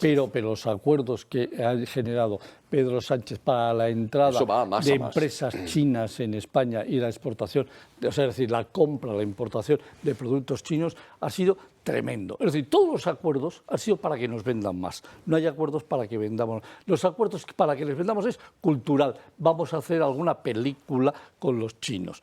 Pero vamos a ver, pero perdóneme usted, si la industria del cine española vive gracias a las subvenciones, ¿de qué me está hablando usted en estos momentos? Tema cultural, esos son los grandes acuerdos que ha hecho Pedro Sánchez con China para venderles cosas. ¿Cultural? ¿Cine? Ni jamón, ni aceite. No, eso es una antigualla. Eso se hacía antes, cuando había gobiernos de verdad en España. Ese es el problema. Ahora no. Porque Sánchez va a visitar los millones. ¿No estáis viendo que estamos llenos de coches chinos por todos los lados? ¿No? Y lo que te rondaré, y lo que no ves, por ejemplo, en generación eólica y en placas solares. ¿De dónde vienen todos los elementos? Pues vienen de la República Popular China. Y hay una intermediación. Que se hable de la intermediación. A ti no te importa tanto que España gane o pierda, cuanto que a ti te llegue la función de intermediación económicamente hablando. Y lo demás no importa. Bueno, hay algo que sí que importa. Y quizá alguna que no gobierne la extrema derecha. Alguna consultoría que haces alrededor, ¿no? Es decir, y que facturas generosamente, es decir, por informes no escritos. Es muy importante hacer informes no escritos para cobrar $500.000 de euros. La verdad es que creo que es... escritos hay que contar el papel. Sería $500.000 más papel. No, claro, pero no, es que ni siquiera das una conferencia para contarlo. Informes no escritos. Que esto es muy importante, esto está grabado en las sesiones del Senado. De las declaraciones de un expresidente, no informes. Hombre, no escritos, porque bueno, ya se lo cuento. Pero es elocuente. Es que es una toma, nos toman el pelo y toda la prensa machaca a Trump sistemáticamente. O sea, hoy era bestial. Increíble, o sea, es increíble la capacidad que tienen para distorsionar la realidad, para no dar importancia a lo que verdaderamente la tiene y para masacrar a un tío que ha desarticulado uno de los cárteles más importantes de la droga en México, que ha puesto en marcha la transición en Venezuela, que ha puesto en marcha un proceso para que Cuba por fin sea Cuba libre. Pues por eso le están machacando. Es que dices, porque está destrozando la base de su propia existencia. El primer ministro de España se va a China, donde hay 1 millón de tíos, por lo menos que se sepa, porque de China se sabe lo que el Muy gobierno poquito, chino quiere que se exactamente. sepa. O sea, la opacidad es absoluta. Te enseñan unos reportajes muy bonitos, que hacen una ciudad, un hospital en 24 horas. Y ciudades vacías también, Claro, ¿eh? Pero claro, todo el resto de China no te lo... o sea, son 1.400 millones de chinos. Tampoco. Eso no te lo Por eso cuentan. te dicen ellos que son 1.400 cuando son 1.220, como ya se sabe. Y cayendo vertiginosamente. Es decir, lo de China es un bluff. Pero digo, Julio, esta mañana había una televisión, ha sido muy interesante, porque los contertulios, todos menos uno, estaban diciendo que Trump hay que exigir un impeachment inmediatamente, que la mayoría del Partido Republicano ya no aguanta a este hombre, porque está absolutamente loco de atar y tal, no sé qué, pero abundando en el tema. Entonces, uno ha dicho, hombre, no sé si tan o menos loco que Biden, no sé si tan o menos loco, y he empezado a repasar expresidentes norteamericanos, tachando a alguno incluso de obseso sexual. Y entonces han dicho, no queremos hablar de ellos, hay que hablar solo de Trump. O sea, no se trataba de analizar los otros, es que solo de Trump. es impresionante. Impeachment, O sea, tal, pero ¿cómo no se sé qué. puede llamar periodistas? Está loco. Teoría, Trump está loco, eso Pero era vamos un a ver, hecho. estuvimos aquí explicando que Biden tenía un doble o un triple, socias, durante un año. Luego se ha sabido que era el PNS, El autopen, el autopen este. Y es que era evidente por las fotografías, por todo. Pero nadie abrió la boca. Un tipo que ya no estaba, que tenía un problema de una demencia ortofrontal de estas, que no sabía ni quién era. Silencio absoluto. Y ahora este está loco. No, este lo que pasa es que le va a la marcha. Pero lo que hace... Hombre, es mejorable, ¿eh? Pues claro que es mejorable, pero lo que hace Pero, es Josep María, no te empeñes, no te empeñes. ¿Lo harías mejor tú? ¿Lo hubiera hecho mejor cualquier anterior presidente norteamericano? ¿Lo hubiera hecho mejor este que tenemos en España? No, pero tienes que decir que es mejorable. Es que no me gustan las formas, es que es grosero. Ya basta, hombre. Si no, no se salva. Si no, la izquierda le va a decir, hombre, tal. Por eso es mejorar. Sí, por eso. Vaya, si me importa la izquierda. La derechita... Vaya, si me importa la izquierda a mí. José Ramón, que sí. ¿Dejar responder a Francas? No. ¿Cómo le vamos a dejar responder, Poneos hombre? como queráis. Si es que, hasta el tema de Irán, muy bien. En el tema de Irán ha metido la pata, ha metido la gamba. Hasta los corvejones, claro. Ha suprimido la capacidad agresiva de Irán, pero a ti te parece que ha metido la pata. Muy bien. Ya le ha cortado la ruta de la seda a los chinos y a los rusos en Groenlandia, ha puesto en marcha la transición Y ha hablado de Irán, en Cuba. no de Groenlandia. Ya, pero es que va siendo todo. Ni he hablado de Porque es que Venezuela, ni he Groenlandia, hablado de imagínate Cuba. la que se montó, que enviaron los daneses 11 soldados para tomar Groenlandia. O sea, es que es todo así. Es que es todo así. Es una O sea, cosa. es que es todo así. Pues nada, lo ha hecho muy bien en Irán. Y más que lo va a hacer. Espera, al pisar se verá el mosto, como dicen Sí, en mi hay pueblo. hay que esperar, pero no pinta Espera, bien, por no lo pinta menos, bien. por lo menos, oye, no está matando No pinta civiles a lo bien. bestia como hace el No, régimen para los ayatolás de no pinta tío. bien. Les Eso ha es puesto cierto, un estoy freno, contigo. macho. O sea, no sé, es que es todo... O sea, al Trump le dice Arabia Saudita, Emiratos, Qatar, Bahrein, Dubái... los egipcios... Menos Omán, que va a cobrar, todos los demás. Todos le dicen, oye, acaba con Irán de una puñetera vez, porque estos tíos son un peligro, están financiando a Hezbollah, a Hamas, todo lo que se mueve, que puede hacer daño, lo financian los iraníes. ¿Y la culpa de qué tiene la culpa Trump? Que lo está haciendo muy mal, sí. Pero es que ¿de qué estamos hablando? O sea, no sé. Veo caras de desconcierto en el otro bando de la mesa, así que me voy con Porque ellas. lo Después de importante Francas quiero es- escuchar a Riera. Es que no, Frankie te ha relajado. Te ha relajado. Riera. Creo que os falta media Vamos a ver. posición.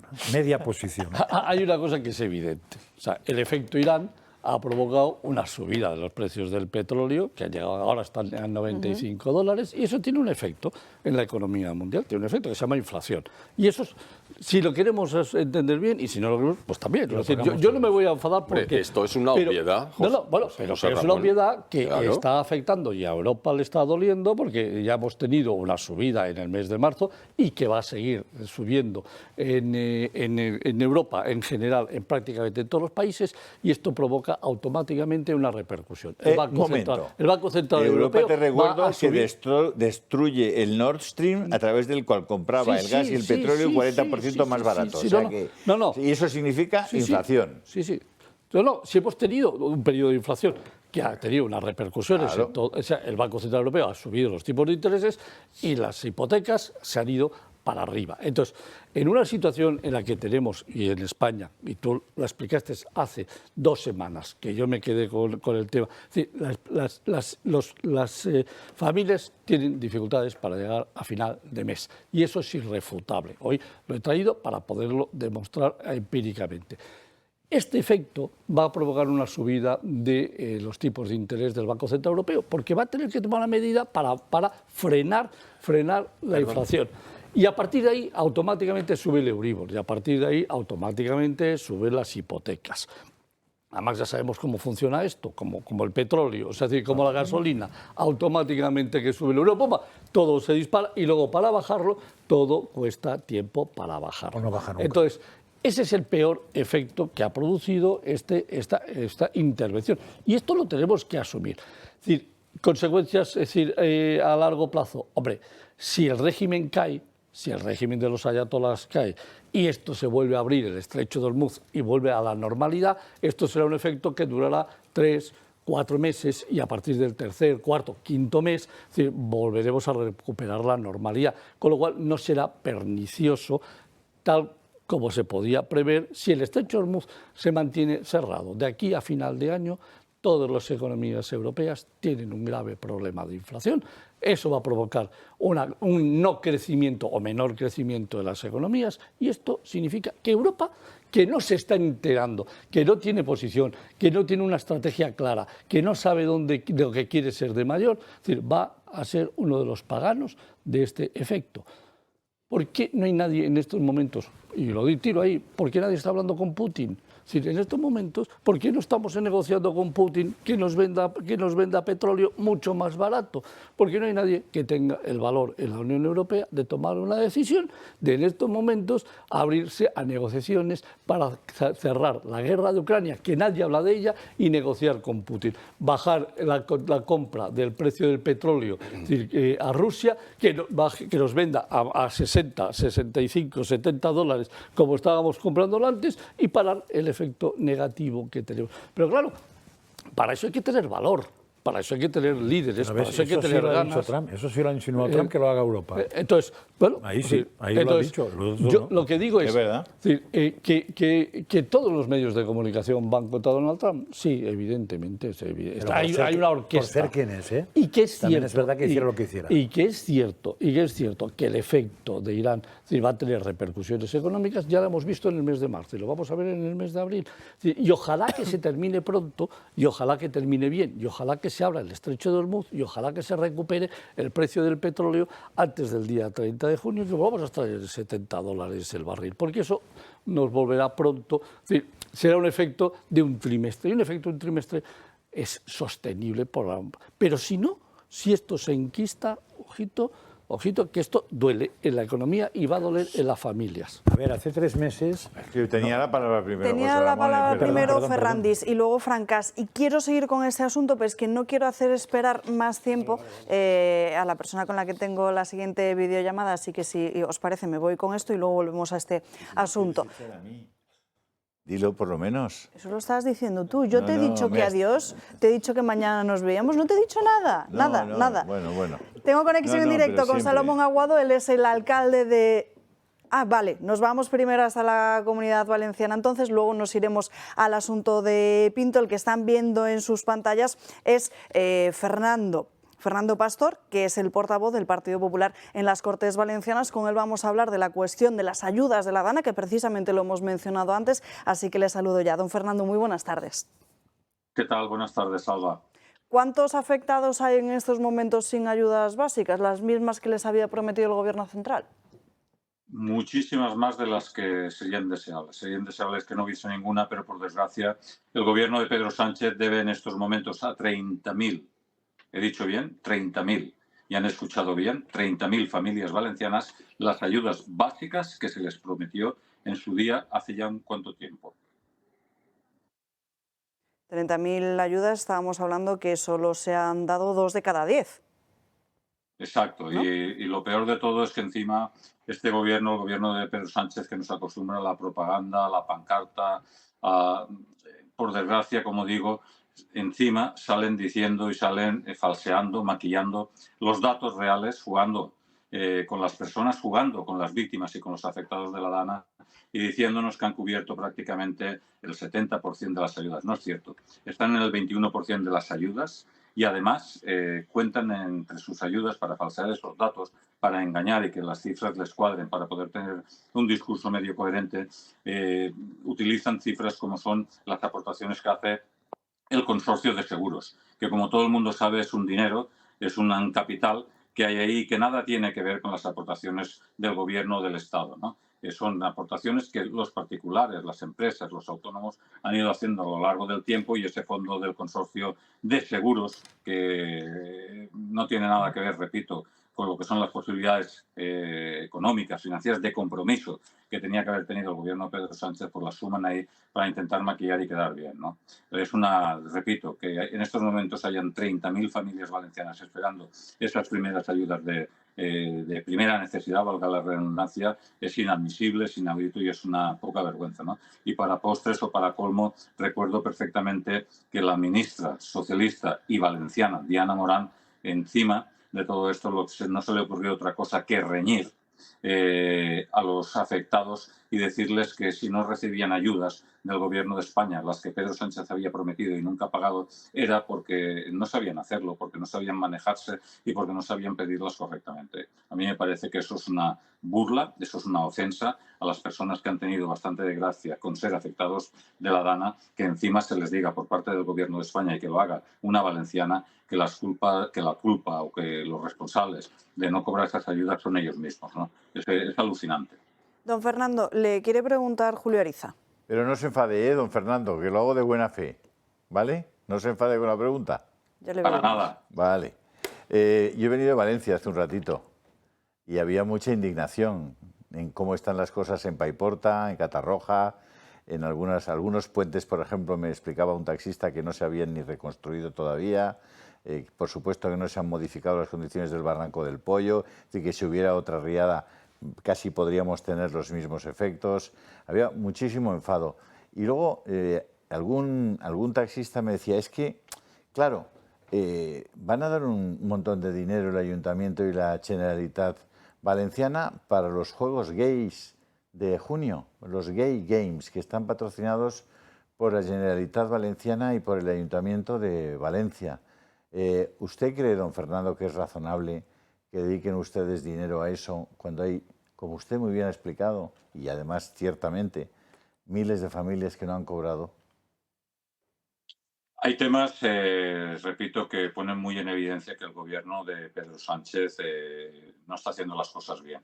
Yo no quiero hurgar en la herida, ni quiero tampoco comparar cosas que para mí no son comparables, ¿no?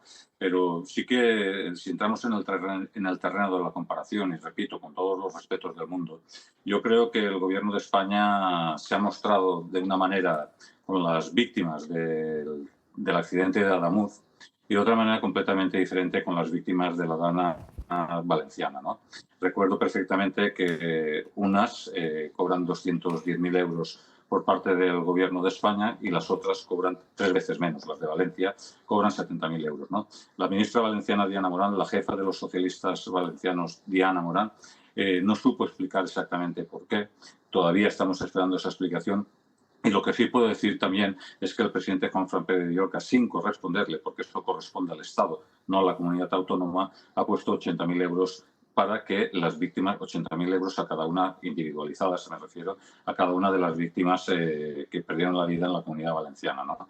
Yo creo que eso sí que es comparable, de eso sí que podemos comparar, y de lo que está muy claro también es que los pueblos están cabreados, están indignados, porque precisamente en la cuenca del Barranco del Pollo, que es donde hubo un mayor número de víctimas mortales, el Estado, el Gobierno de España, que es quien tiene las competencias en la materia, porque la Confederación Hidrográfica del Júcar pertenece al Ministerio de Medio Ambiente, Ministerio de Transición Ecológica, no ha efectuado las obras un año y pico después todavía y está todavía pensando en cómo tiene que hacer las cosas, ¿no? Esto es inaudito, esto no es correcto y esto genera inseguridad. Aparte del malestar y cabreo, esto genera inseguridad en los ciudadanos que muchas veces cuando llueve miran al cielo. Esto es inaudito, esto ha pasado. Son los mismos que estuvieron 7 años en el gobierno sin hacer esas obras, los que ahora, un año y medio después, tampoco las han hecho.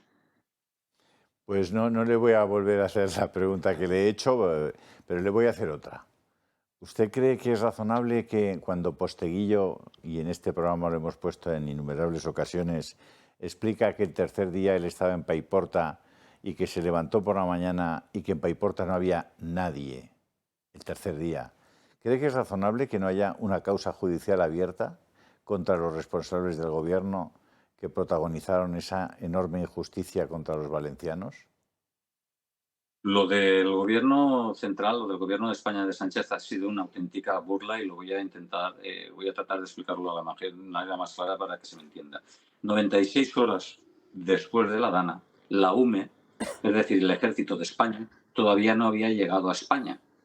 Eso parece un juego de palabras, pero no lo es. 96 horas, repito, después de la mayor catástrofe natural que ha tenido la Comunidad Valenciana en décadas probablemente en la historia, el ejército de España todavía no había llegado a España. Nadie se explica cómo yo puedo coger un AVE de Valencia a Madrid y plantarme 2 horas y el ejército necesita 96 horas para venir a socorrer a los valencianos. Eso no se lo explica nadie, pero eso es un ejemplo, no es una anécdota aislada. Nosotros en la Comisión de Investigación, en Les Corts, hemos solicitado, la Comisión de Investigación de la Dana, evidentemente, hemos solicitado la comparecencia de todos aquellos políticos que tenían en el momento, el día 29, los días posteriores y los días anteriores, responsabilidades en la materia.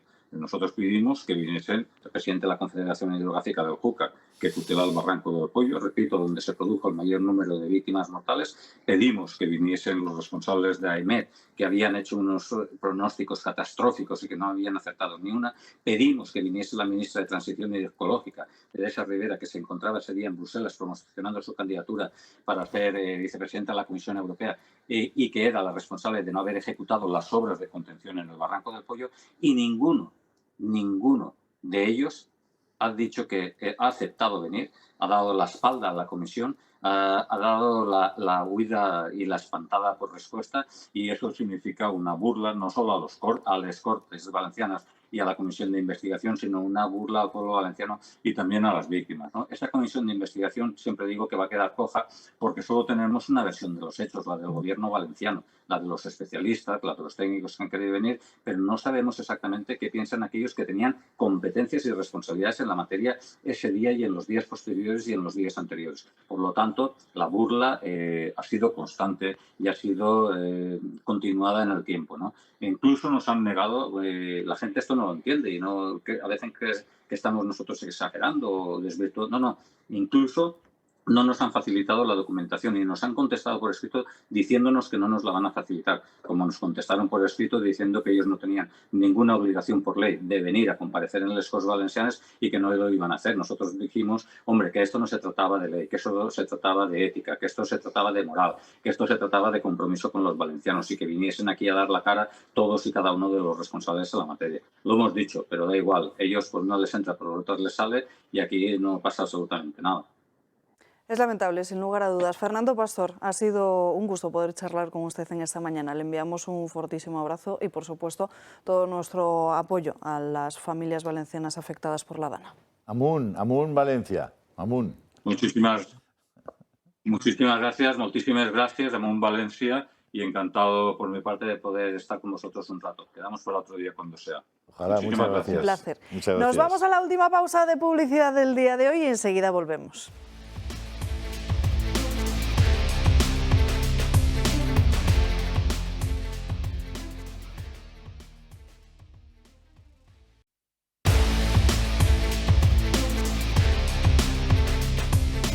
Ya estamos de vuelta en Dando Caña y como es jueves y todos los jueves a partir de la 1:30 saludamos en esta mesa a Eduardo Morán. ¿Qué tal? ¿Cómo estás? Que además la intervención de hoy es dedicada única y exclusivamente a Josep María Francas, que me consta que le has estado preguntando, pero esto que venden de los cristales progresivos que me dicen que voy a ver mejor, ¿es cierto o no es cierto? Es que yo soy cliente y entonces tengo que, como tengo que ir a la revisión ahora, tengo que puntualizar exactamente cómo está el mercado. Sí, la verdad es que muchas veces, claro, vemos todos en redes, cristal milagroso, que de repente me lo pongo y un foco de lejos, de cerca. es mentira. Pero Como Eduardo, resumen principal, es mentira. Eduardo, que sepas que está a lo bestia, ¿eh? O sea, Sí, si entras sí, en TikTok, en Facebook Todo. o en Lo conocemos. Insta, te sale cada 2 segundos ñaca, ¿eh? Nosotros hacemos que las píldoras estas que hacemos, traemos del tema del cristal y dice, bueno, habiendo tanta publicidad, y era un poco lo que queríamos a Doc de que lo habías comentado, dije, pues oye, ya hoy hablamos sobre ello, ¿no? Los cristales progresivos son para evitar esa deficiencia que vamos teniendo según vamos siendo mayores entre el enfoque de lejos y el enfoque de cerca. Y obligatoriamente no hay un cristal que si solo está enfocado en lejos y de repente, maravillosamente, haga el enfoque de cerca, sino que tiene que ser por un tallado. Otra cosa es, y lo haremos el próximo día, cuando lo utilizamos en lentes de contacto, o cuando uno le operan de cataratas y le ponen una lente, en el que hay doble foco y ese doble foco lo vemos. Pero eso lo vamos a tratar, en el próximo día lo intentaremos hacer. Pero para los cristales progresivos es la parte física, o sea, nosotros tallamos en la parte superior la parte de lejos y vemos bien con los cristales progresivos y según vamos tallando en las diferentes distancias hasta que vemos bien de cerca. Pero que con un cristal nos pongamos y maravillosamente en el mismo foco podamos ver de lejos y de cerca cuando lo que falla es nuestro ojo, nuestra capacidad de enfoque, que es nuestro cristalino el que lo hace, pues es publicidad, yo digo un poco engañosa, porque realmente no cumple lo que parece, ¿no? Que yo los he visto, habría que denunciarlo, que de repente uno lo pone y Eduardo, parece que se lo hace de día o lo que era oscuro. Pues es que exactamente lo que te traslada esa publicidad es que hay unos cristales que con inteligencia artificial se adaptan a lo que miras. Y la palabra progresivo no sale en ningún sitio, porque eso todo el mundo sabe lo que es.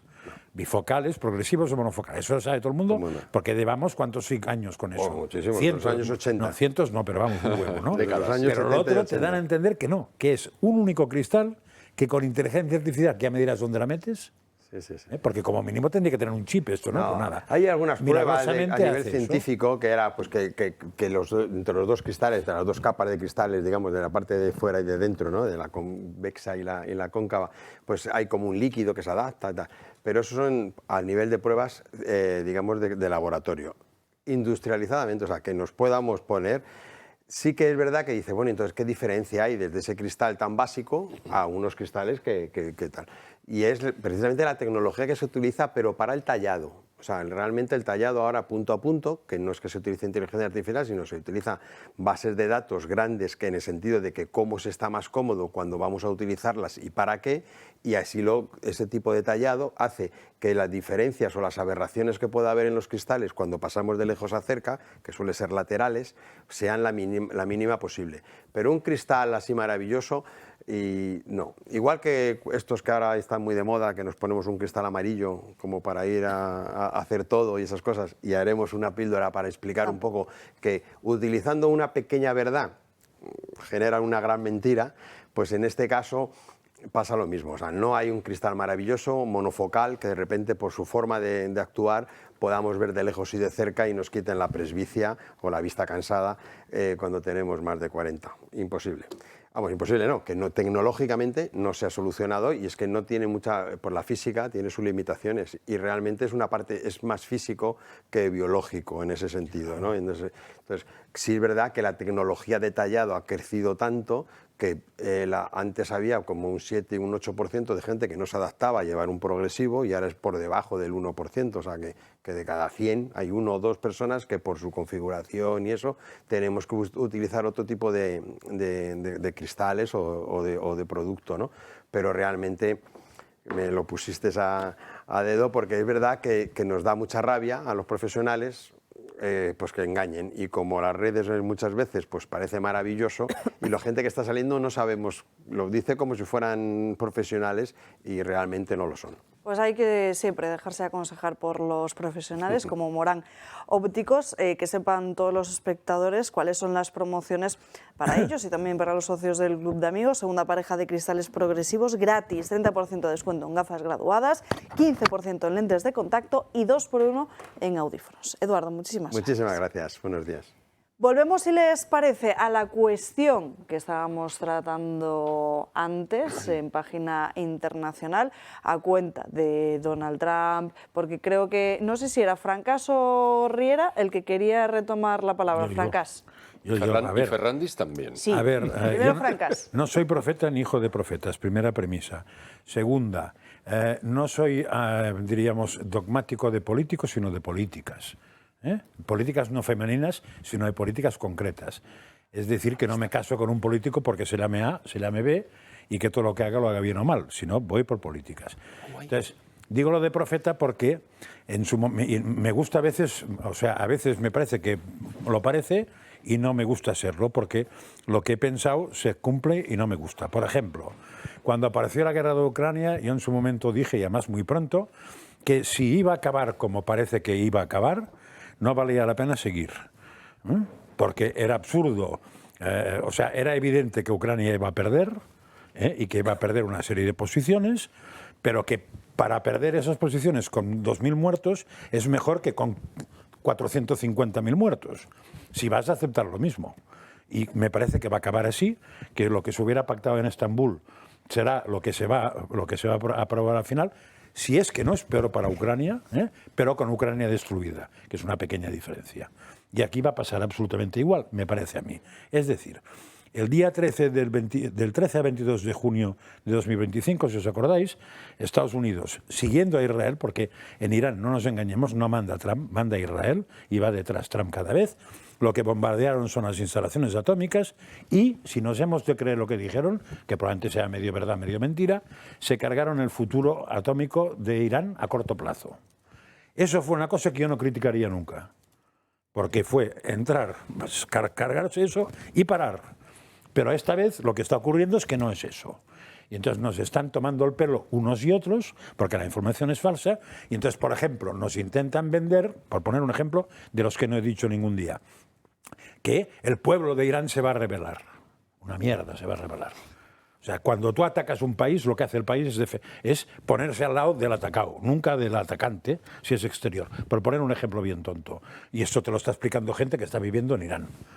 Que gente, hombre, no se convierten en adoradores de los ayatolás, pero les molesta profundamente que desde fuera, sobre todo sabiendo que Israel está detrás, les vayan a cascar, porque hay muertos, por poner un ejemplo tonto. Es decir, esta guerra la provocó, yo ya dije el otro día más, que la provocó Hamas con el famoso ataque, con lo cual no empieza ahora, que Trump tenía que hacer algo, pero que Trump no quería hacer nada ahora, pero fue Israel, que estaba casi pactado todo lo que Estados Unidos quería, y que Israel se mete por medio, avisa que se va a tirar a la piscina, y Estados Unidos, como han declarado ellos, fueron corriendo para no dejarles solos o para no quedarse al margen.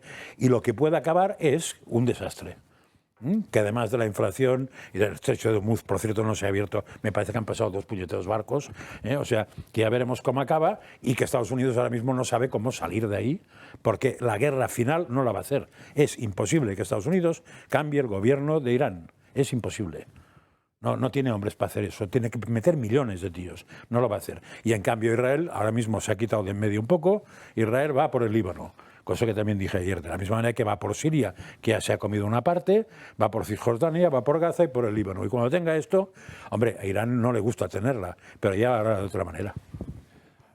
Es muy interesante lo que está diciendo Josep María. Yo creo que requeriría un monográfico, porque puedo estar de acuerdo en parte y en parte no. Pero creo que ese no es el... Yo desde luego no quería hablar de eso, sino de los costes. Es decir, cuando hay un corte por parte de Irán del estrecho de Hormuz, lógicamente se restringe la salida del petróleo, que en un 20% va a nutrir la importación de todo el mundo, pero con una concentración gigantesca en Asia. En cualquier caso, los precios internacionales se disparan y hay una inflación de costes. Ahora bien, esa inflación es de oferta.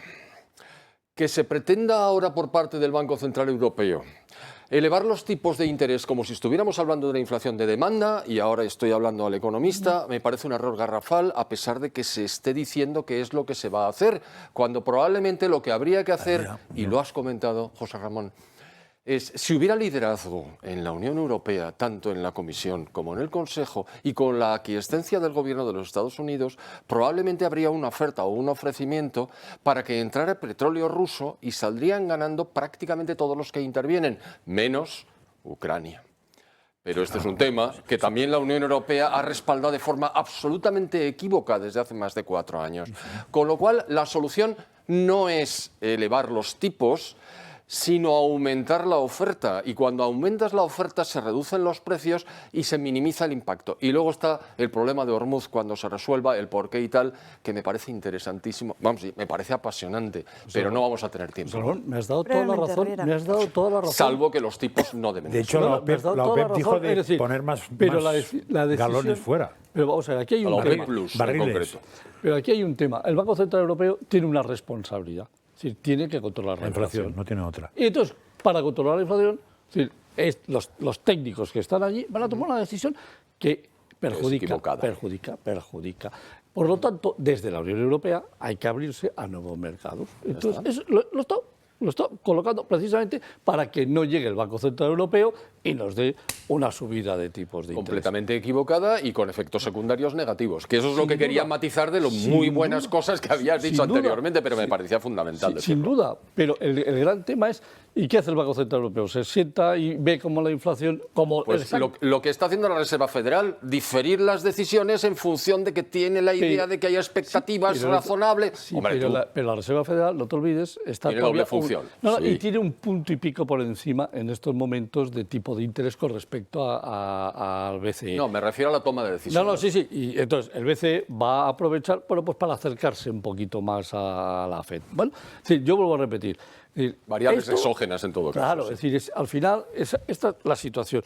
Que si no se hubiese producido, o como decía José María, no estuviésemos en estos momentos metidos en el follón, hoy estaríamos con un barril a 67, 68 Disculpadme y no que a 98. os interrumpa, pero ahora sí nos vamos ya en directo hasta Pinto. Tenemos conexión con Salomón Aguado, él es el alcalde de Pinto y con él vamos a hablar sobre esa polémica apertura de un piso de acogida para menores extranjeros no acompañados en el municipio, porque al parecer el ayuntamiento pues no tenía conocimiento alguno de que esto se fuese a producir.